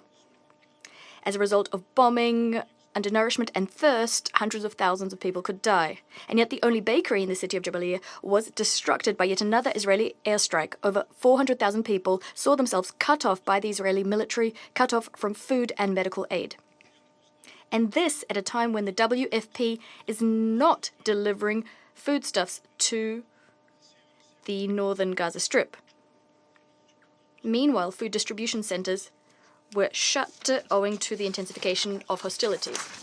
Unfortunately, this is in keeping with media reports about Israel implementing a so-called general's plan of the IDF.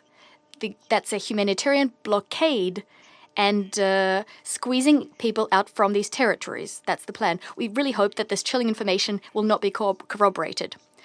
In this context, we echo the words of the Commissioner General of UNRWA, Mr. Letzerini. He called on Israel to exhibit humanity and courage, underscoring that people in the northern Gaza Strip are facing a choice, fleeing their homes or dying of starvation.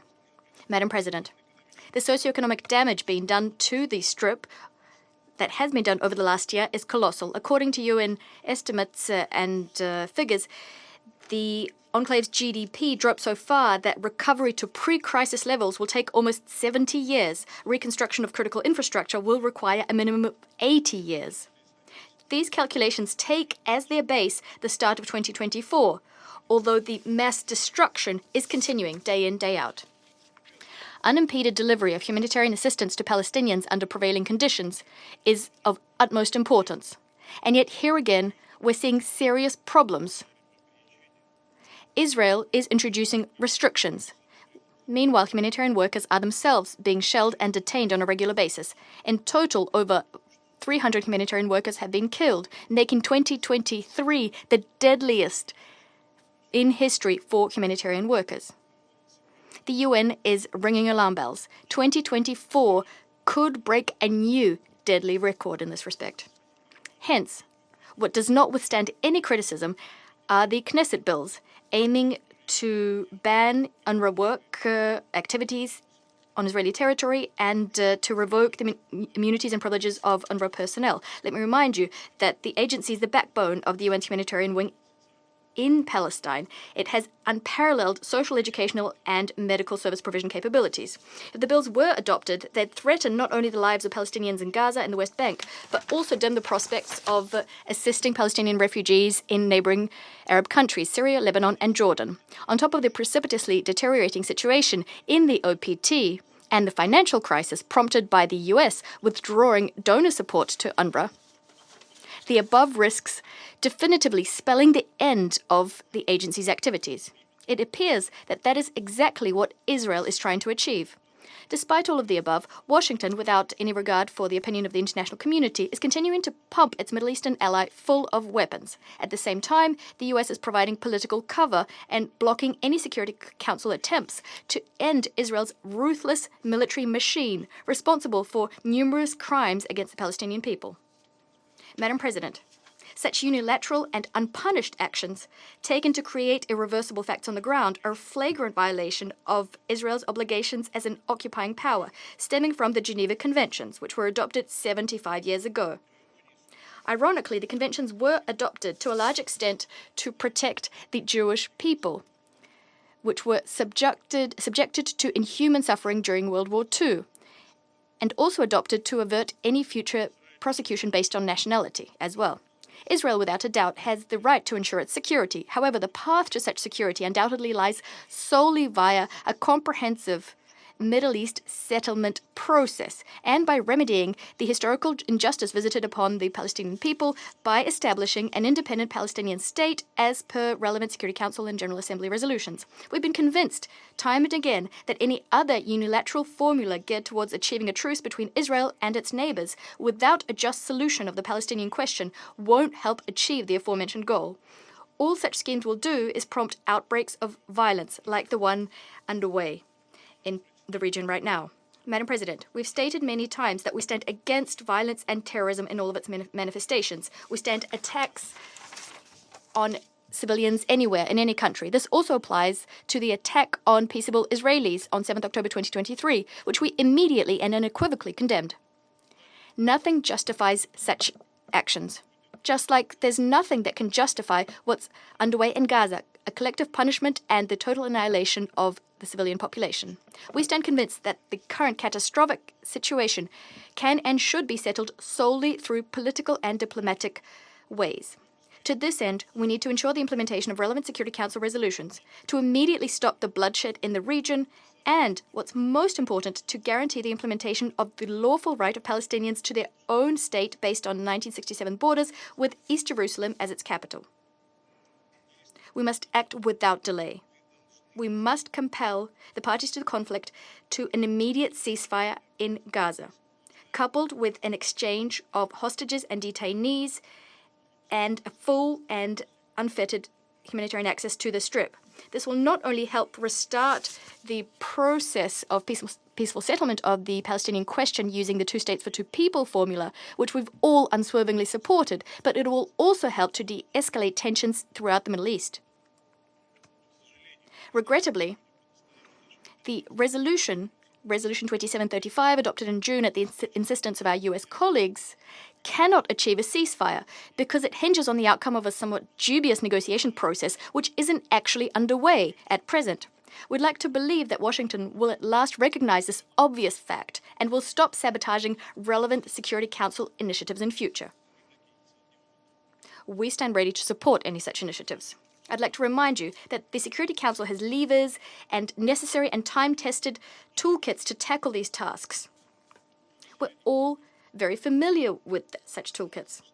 All we need to do is to muster the political will to finally set aside narrow geopolitical interests and to clearly and unambiguously demand an immediate ceasefire. We see that all Security Council members, bar one, are ready to do so. We don't understand why the remaining members of the Security Council have to share responsibility for the madness underway in Gaza, if it is only one member that's stopping us from ending this madness. So we'd like to ask all those who will be taking the floor after we do not to limit themselves to general appeals to the Security Council, but to personalize their reproaches, addressing it to the state which is personally responsible. I thank you.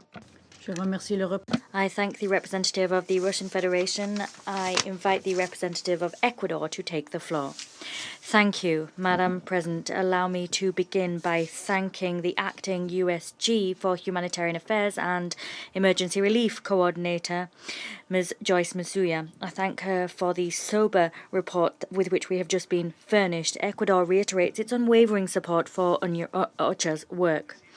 President, as we have heard, hostilities continue, and the humanitarian situation, which was already extremely difficult, is worsening yet further still, particularly in the north of the Strip. This Council, through its resolutions, has called for the adequate and timely delivery of humanitarian aid, and has provided even for the creation of a mechanism to ease and expedite the entry of that aid into and its distribution in Gaza that should be implemented without restrictions. The adoption of immediate measures which would guarantee the provision of basic services and humanitarian aid was also ordered by the International Court of Justice in the provisional measures handed down at the beginning of this year. The senior coordinator the senior humanitarian and reconstruction coordinator for Gaza, has been working since January and has presented to the Council periodic reports on her work. The requirement that she continue to do so was extended only a few weeks ago with the support of all Council members. However, in order to implement the mandates and resolutions, the expressions of support will not suffice. It is crucial that we see political will of all parties. Above all, what we need is a ceasefire in Gaza.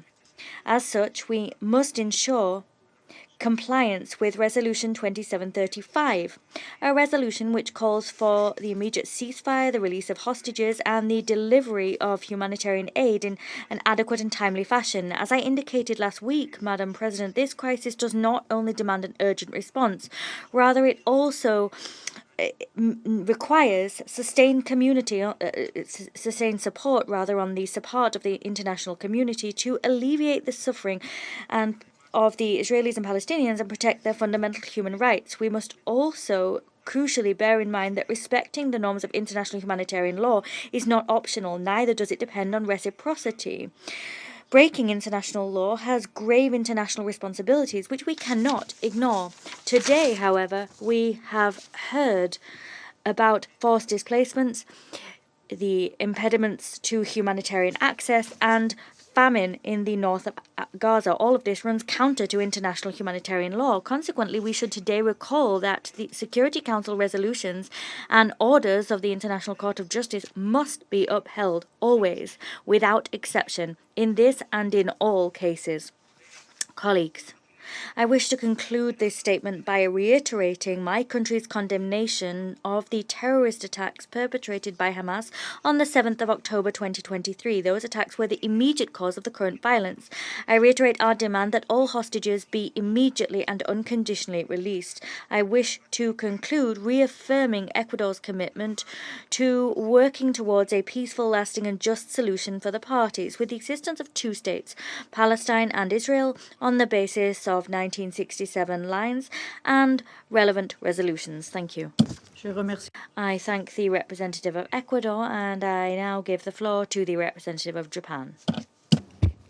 Thank you, Madam President. I also thank Acting USG Musia for her update on the grim reality on the ground. The situation in Gaza remains desperate, with no end in sight. We are now entering a second year of devastation since the horrific attack by Hamas and others on October 7th. Japan once again firmly condemns the attack and the hostage-taking of Hamas and demands that all remaining hostages be immediately released. Madam President, Japan is deeply disturbed by the intensifying Israeli military activities in Gaza in recent days, particularly in the north. We are appalled by the reports that attacks on displacement camps, schools, and even hospitals have led to hundreds of casualties, including many women and children. The reports that hundreds of thousands of people are still trapped in this very dangerous situation in northern Gaza are profoundly alarming. They have nowhere to go amidst the continued bombardment and little access to humanitarian aid, facing an imminent risk of starvation. Moreover, Israel's repeated evacuation orders have pushed the Palestinians in northern Gaza to the south, causing yet another massive displacement. We amplify our strong demand that all parties to the conflict must act in accordance with the international law, including international humanitarian law.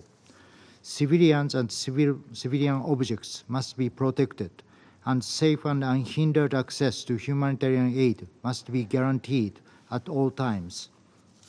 Madam President, one glimmer hope is the success of the second round of the polio vaccination campaign so far. We are grateful to the UN agencies and personnel involved while taking note of the coordination efforts by COGAT. We urge all parties to ensure the campaign can be safely completed so that this disease no longer threatens the children of Gaza and the region. The vaccination effort demonstrates two things. First, it shows what can be achieved when the parties work together to save innocent civilians rather than keeping them in a the crossfire and depriving them of basic human necessities and dignity. Second, it shows the indispensable role that UNRWA is playing on the ground. The agency must be allowed to operate. We again expressed our grave concern about the bills proposed in the Israeli Knesset that would undermine its work and jeopardize essential services for millions of vulnerable Palestinian refugees.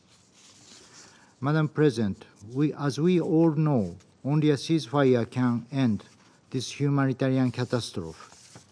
The deal outlined in the Security Council Resolution 2735 would allow for the release of all hostages, immediate ceasefire, and delivery of humanitarian aid to Palestinians at scale. It has been on the table for months, and the importance of this resolution remains unchanged. We strongly hope that tireless mediation efforts of the United States, Egypt, and Qatar would persuade the parties to finally accept and implement it straight away. A ceasefire and release of hostages are absolute prerequisite for the cessation of the ongoing human tragedies. What we see in front of us are not an inevitable facts. They are human-made tragedies. All concerned actors must work relentlessly to bring a halt to the fighting. Japan will spare no diplomatic effort to that end. I thank you, Madam President. Je remercie le représentant du Japon. I thank the representative of Japan. I will now make a statement as the representative of Switzerland. Mes collègues. Much like my colleagues before me, I'd like to thank the Acting Undersecretary General of OCHA, Ms. Msuya, for her briefing on the catastrophic situation in Gaza. And this in all the fundamental areas: food security, health, and education. The level of suffering is difficult to capture in words. That is what Ms. Msuya said. I think that will stay with us. By way of introduction, and this is also what I will say in conclusion, there must be an immediate ceasefire in Gaza, something the Council has been calling for months. Distinguished colleagues, our Algerian colleague already mentioned this. Today we're commemorating the 78th anniversary of the foundation of the FAO and International Food Day. The FAO eradicated hunger and improved food security in many countries. Tragically, in Gaza, this day serves as a somber reminder. Famine is threatening the lives of hundreds of thousands of people, first and foremost children. Switzerland would like to recall that Resolution 2417, adopted by the Security Council, strongly condemns, and here I quote, the unlawful denial of humanitarian access and the deprivation of civilians of objects indispensable to their survival, end of quote. The Rome Statute considers the use of starvation as a method of warfare to be a war crime, and states that those responsible must be brought to justice. In Gaza, civilians, including nearly 400,000 people in the northern Gaza Strip, only have international humanitarian law to shield behind. It's therefore essential for the parties to implement this law. The threats facing these civilians are facing are terrifying. Schools have become shelters and they're being bombed. That was the case with Jabalia last weekend. The same applies to hospital complexes.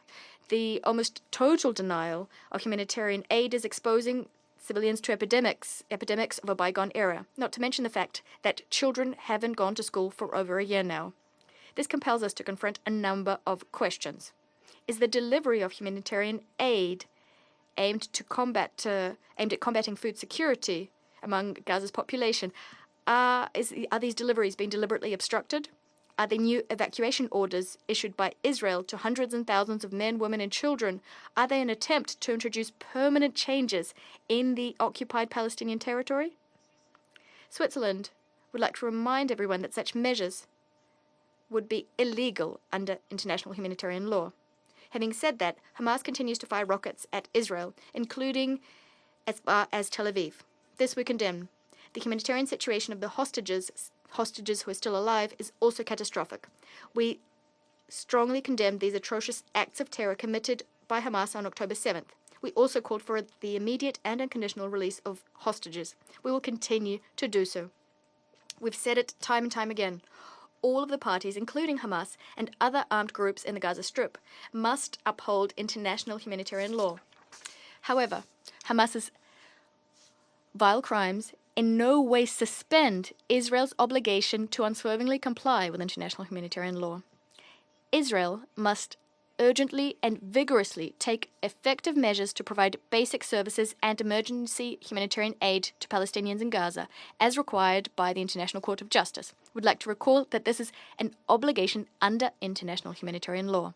To this end, only close collaboration between Israel and specialized humanitarian agencies can help ensure the safe, rapid, and unfettered delivery of humanitarian aid to civilians in need. Switzerland applauds the work of these agencies, including UNRWA, the WHO, and UNICEF.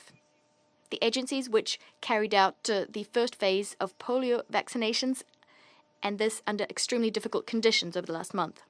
Humanitarian agencies must be able to operate in a safe humanitarian space so as to conduct their work, including the second phase of the vaccination campaign scheduled this week.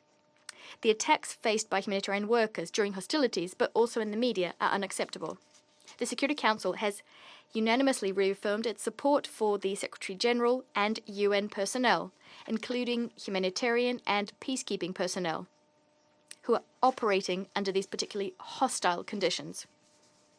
Given the massive escalation of violence in the occupied Palestinian territory and the wider region, respect for international humanitarian law and the implementation of Security Council resolutions are fundamental and indispensable milestones for de-escalation on the path to peace.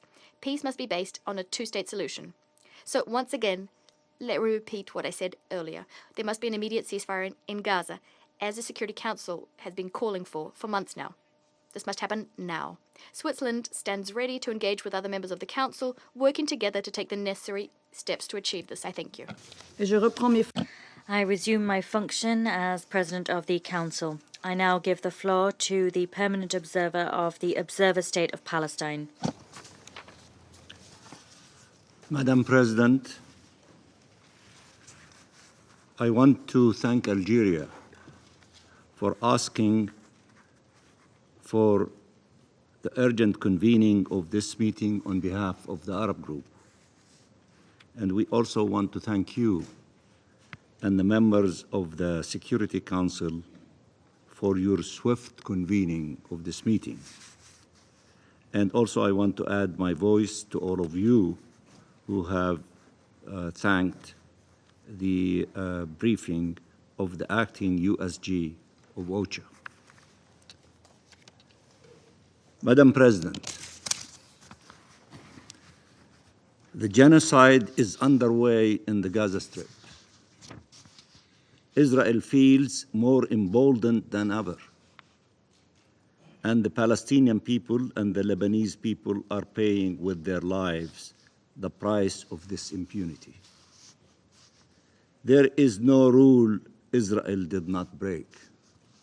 There is no red line Israel did not cross.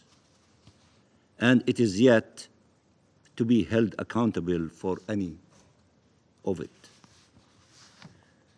It is this impunity, while committing atrocities, that explains Israel's latest plan to achieve what has been its goal all along.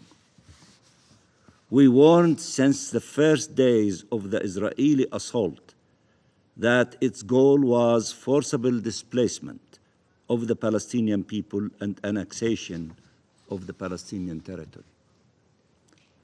What we are seeing in northern Gaza is exactly that. 400,000 Palestinians besieged and bombed and starved, left with a choice: to stay in the north and die in the bombings or from starvation, or leave to face death elsewhere. The so-called general's plan, Israeli general's plan, is in motion. Any Palestinian that stays in the north is considered a legitimate military target. All are hostages and bargaining chips. That is not war. I repeat, this is not war. These are crimes. This is genocide. They must be stopped, and they must be stopped now. Madam President, Israel is repeating the same pattern over and over again. Deny protected status to all those that international law were enacted to protect, notably civilians, including children and humanitarians. Deny humanitarian aid, including the most vital for the survival of the population. Destroy all civilian infrastructure and all conditions of life. Displace the population over and over and over again, while making sure they have nowhere to go and that anywhere and everywhere they go, they are not safe. Kill at will and explain that it is never your fault. Madam President, look at what Israel did with UNIFIL. We told you to leave. If you stay, you can be attacked. Outrageous argument, and yet that is what happened repeatedly. And that is what the Israeli Prime Minister and war criminal said himself. So if they can use this argument against a UN force deployed and mandated by this council, what chance do Palestinian and now Lebanese civilians stand when faced with the same logic? Leave or turn into a legitimate military target. Leave or die, and very often leave and die. Israel has declared an all-out war against the Palestinian people, and its attacks against the UN are an integral part of this war. To destroy the conditions of life in Gaza, Israel needs to make sure no one can help restore them, even minimally. Israel's attack against UNRWA is part of its assault against the Palestine refugees it serves and the Palestinian civilian population it is trying to help survive. It is genocide. Cold-blooded, planned, and executed genocide for the perpetrators.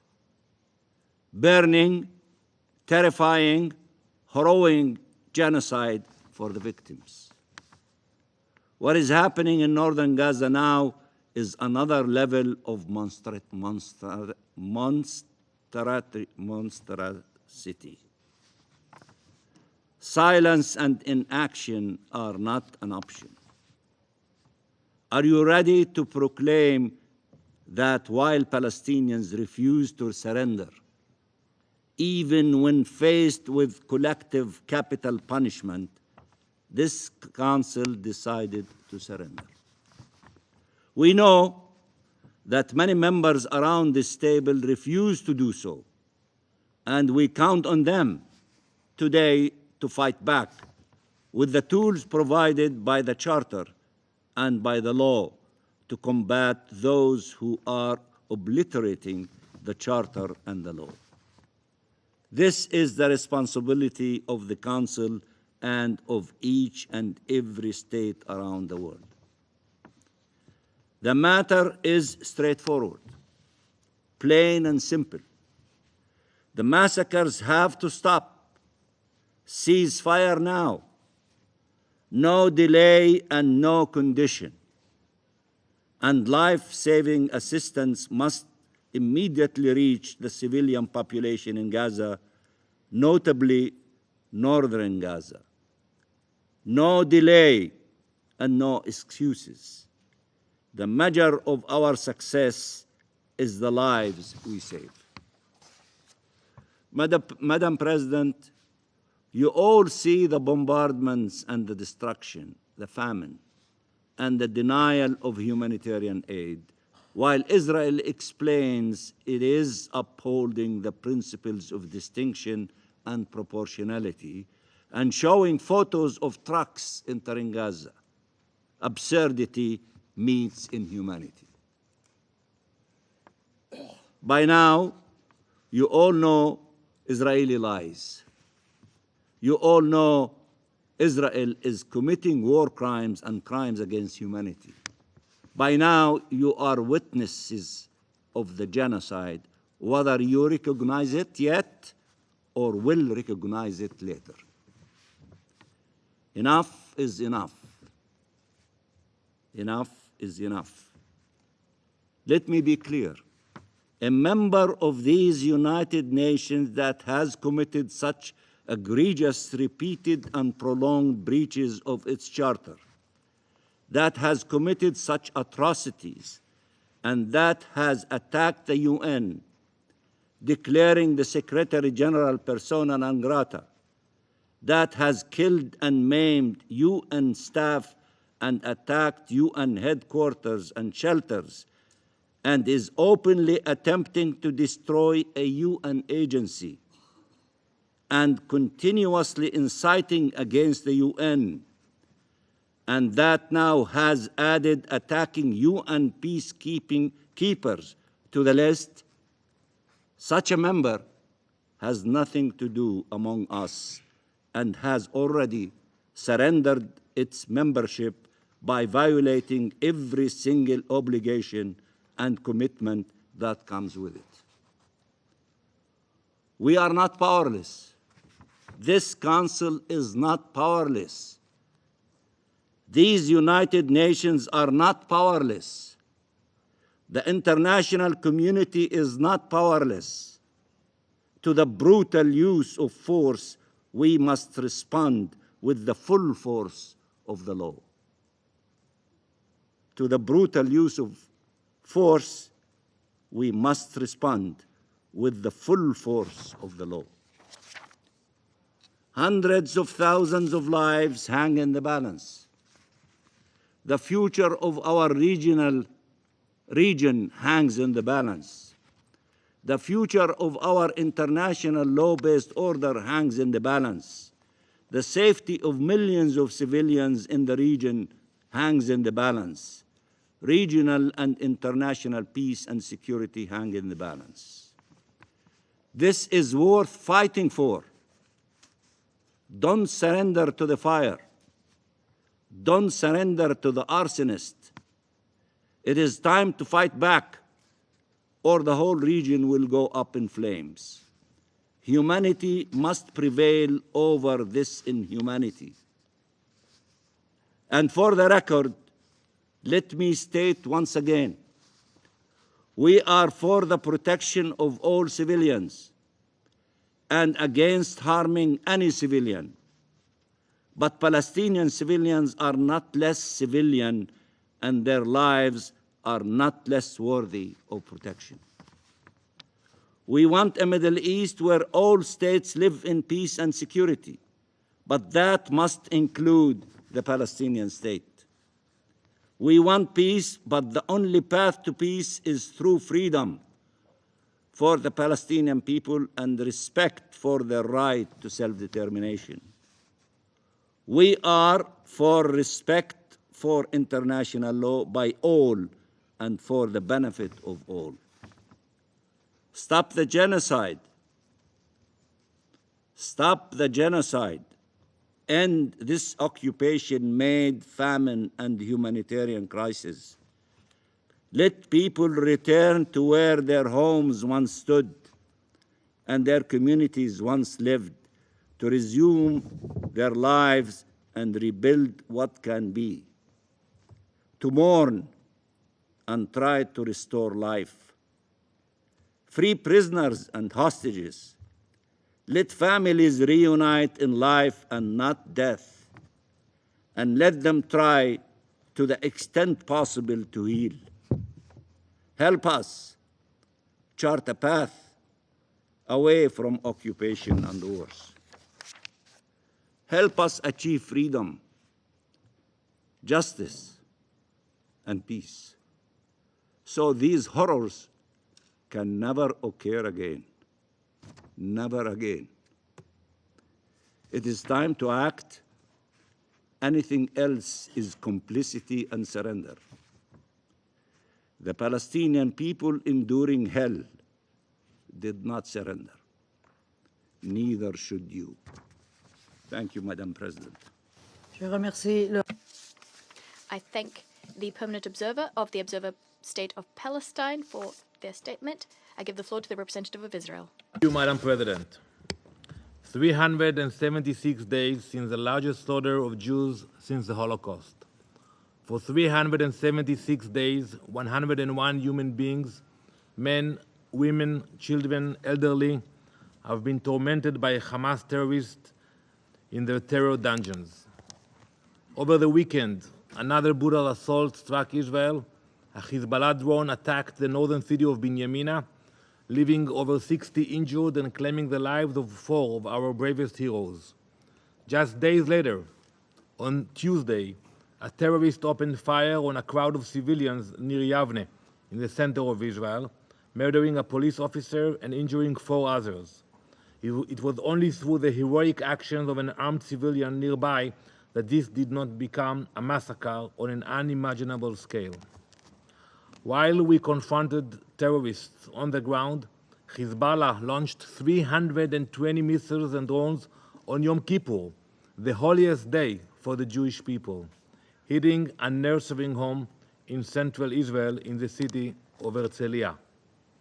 Today we are discussing the humanitarian situation in Gaza, while Israeli civilians are being targeted daily by those who seek our destruction. The Council has managed to convene just a single session on our hostages in 376 days, a small gesture considering the suffering and loss we continue to endure. And still, so many Council members barely mention the hostages as an afterthought, if at all. Hirsch Goldberg, Pauline's mother, Rachel, spoke of the conditions they found their son, along with the 5 other hostages who were executed by Hamas with bullets to the back of their head. She revealed that, and I quote, "He had bullet wounds in his shoulder, neck, and back of the head. He was found collapsed on his knees with 24-year-old hostage Eden Yerushalmi leaning on his lap. Throughout the tunnel were bottles filled with very dark urine, an airless, completely pitch-black tunnel with no plumbing. We have been clear time and time again. Hamas must release the hostages immediately and unconditionally and lay down their arms. If any of you truly wish to see change, join us in these demands. To those who believe there is no more work to be done to protect civilians from murderous terrorists in Gaza, you are sorely mistaken. Only days ago, our forces discovered an arsenal of weapons and explosives inside an UNRWA clinic. Cloaked in the blue flag of the UN, terrorists have seized this facility, using it as a weapon store and a launch site.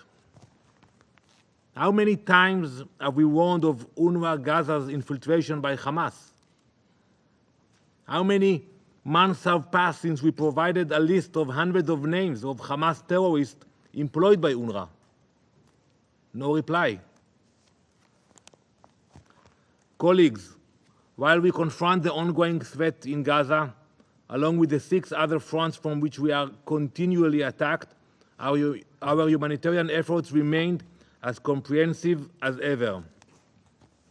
Just days ago, we successfully transferred patients and staff from a hospital in Jabalia to another facility in coordination with the Red Cross and the UN. In recent days, we have transferred 70,000 liters of fuel to hospitals and facilitated 800 blood transfusions. 14 field hospitals have been established in Gaza, and 30,000 tons of medicine and supplies have entered. As always, we acted in accordance with international law, going above and beyond our obligations. We remain committed to facilitating humanitarian aid, especially in the medical field, despite Hamas's efforts to embed themselves among medical staff and patients. And I encourage you to look online. You can see the videos where Hamas actually disguise themselves to be UN employees. You can see them putting the vest, the helmets.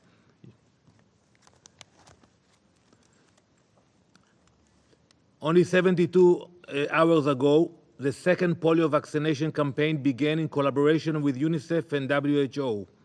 In the first day of the second stage, more than 92,000 children under the age of 10 were vaccinated, while a further 76,000 received vitamin supplement treatment. These numbers are in addition to the more than 500,000 who were vaccinated in the first campaign across Gaza. These efforts are in response to our rising needs, and additional to the more than 1 million tons of aid delivered into Gaza, of which 700,000 is food aid. On October 14 alone, over 108 trucks entered Gaza via the Kerem Shalom and Erez crossing. All the while, 530 trucks filled with aid are awaiting collection inside Gaza. Pay attention to that. The problems not only is in our side. 500 trucks are now waiting inside Gaza. There are other issues to be addressed. Council members, Israel has flooded Gaza with as much aid as possible. Humanitarian aid trucks continue to enter Gaza, and we appreciate our international partners for their assistance. With hundreds of aid trucks waiting to be distributed inside Gaza, while others are hijacked and diverted by Hamas, this session has entirely missed the real issue at hand. The issue in Gaza is not a lack of aid. More than enough aid has entered to sustain every civilian in Gaza, with over 1 million tons delivered since the war began. Yet, the challenges continue. Yes, we admit that. And it's not due to Israel's efforts or failure to deliver humanitarian assistance. The real issue is Hamas. This terrorist organization has hijacked the aid, seizing it for their own purposes. They steal, they store, and even sell the aid that is intended for Gaza's civilians, turning humanitarian relief into a profit machine. Instead of feeding the hungry or caring for the sick, Hamas uses the supplies to feed their terror machine. Hamas's exploitation of international goodwill is not new, but the scale of their corruption and violence against their own people is staggering. Aid that should be in the hands of families in need is instead being funneled into the pockets of terrorists, with supplies either stored in secret caches or sold on the black market to enrich their leaders. Hamas has favored their terrorists over the civilians they claim to defend, choosing to sustain their terrorist activities while leaving the people of Gaza to fend for themselves. Israel, along with our international partners, continue to flood Gaza with aid, but it will never reach all those in need as long as Hamas remains in power. Hamas has weaponized the humanitarian situation, exploiting every opportunity to strengthen their hold while their own people suffer. This makes it incredibly difficult to ensure that the aid reaches its intended recipients. And I know you all spoke about Israel, but you can speak maybe after in the consultation about the challenges, what happens to the trucks after they enter Gaza, where they try to reach the destinations, the storage areas. Israel remains committed to working with our partners to deliver humanitarian assistance, even under these dangerous and morally reprehensible conditions. As I've said before, it is far easier to criticize the democratic nation defending itself than to hold the terrorists accountable. But what is easy is rarely right. Hamas moves through evacuation routes, hides in humanitarian zones, and uses civilians as human shields. Madam President, I envision a future Gaza, one where aid reaches those it is intended for, where humanitarian agencies are not fronts for terrorists, and where the people of Gaza can live without fear of Hamas. I know that many Council members share this vision, but it cannot be realized with Hamas in power. We will not wait for another October 7. We will not wait while Hamas plots our destruction. We will act, and we will act with the principles and morals that guide our nation. I thank you, Madam President. I thank the representative of Israel for their statement. I invite the representative of Mauritania to take the floor. Thank you, Madam President. First, I'd like to thank Madam Nicosia for her briefing. Madam President, the Arab group thanks you for holding this meeting to resume our discussion on the situation in the Middle East, including the question of Palestine. We would also like to thank Algeria for requesting this meeting, which is being held just 1 week after the Council met to discuss the same item and the same topic. But the Council once again failed to take effective action to put an end to the ongoing war of genocide against unarmed civilians in the Gaza Strip. We come back again as we witness escalating developments on the ground in the Gaza Strip, and as we see rising numbers of rising numbers of victims among civilians, children, women, and the elderly, as we see a confirmation of the intentions of the occupying power, and as the international community and this Council continue to remain silent. Israel, over the past few days, has continued the usual type of massacres that have killed over 200 unarmed Palestinians. In the past few days, they were slaughtered in the streets, they were burnt in the hospitals, and they were buried under the rubble of residential buildings. And the occupying forces seem to take pleasure in the suffering of the victims as Israel continues to issue orders for evacuation so that it would isolate the residents of the Gaza Strip in certain areas so that it could exterminate them completely.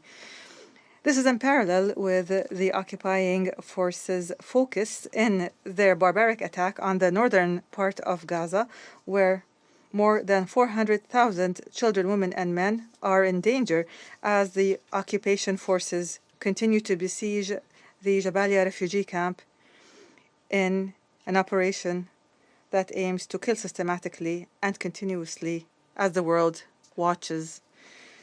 And as this open war of genocide rages, we see the specter of a sure famine looming over the residents of the Gaza Strip who are sleeping under the sky, who are sleeping on the rubble of their homes, with a total absence of basic services and water and food and medicine. Israel continues its intensive efforts to completely erase the UNRWA by launching attacks and making baseless accusations against it. This means that those who are lucky enough to survive the Israeli killing machine will face death by famine and disease over the next few days and weeks. This esteemed Council must stop this war of genocide through an immediate and unconditional ceasefire. We must guarantee urgent humanitarian aid and access of this aid to the residents. We must guarantee a return to the negotiating table as soon as possible to achieve a comprehensive and lasting peace. Madam President, the victims of this war of genocide number at almost 43,000 dead and 100,000 injured as this war enters its second year. And as we've said before, putting an end to this war is not simply a humanitarian imperative. Rather, it is a means for this Council to prove its credibility and effectiveness, as well as the effectiveness of the collective security system as a whole upon which this organization was built. Or else, wars will continue to spread throughout the world, starting with the Middle East. And no one would be able to stop them, because the mechanism to do so would be absent and dismissed, and credibility would have eroded and diminished. In closing, the Arab group demands a stop to the Israeli aggression on Palestine and Lebanon. We demand a stop to the repeated Israeli attacks on Syria. We demand immediate measures to deter the occupying entity as it continues in its criminal doctrine based on killing and bloodshed, the killing and bloodshed of civilians, and spreading destruction and chaos and threatening peace and security in the region. This regime must be held responsible for these crimes, and it must not escape punishment. The group of Arab states stresses the need to implement relevant United Nations resolutions to end the Israeli occupation of Arab territory in Palestine, Syria, and Lebanon. I thank you. I thank the representative of Mauritania. There are no more names inscribed on the list of speakers. I now invite council members to informal consultations to continue our discussion on the subject. The meeting is adjourned.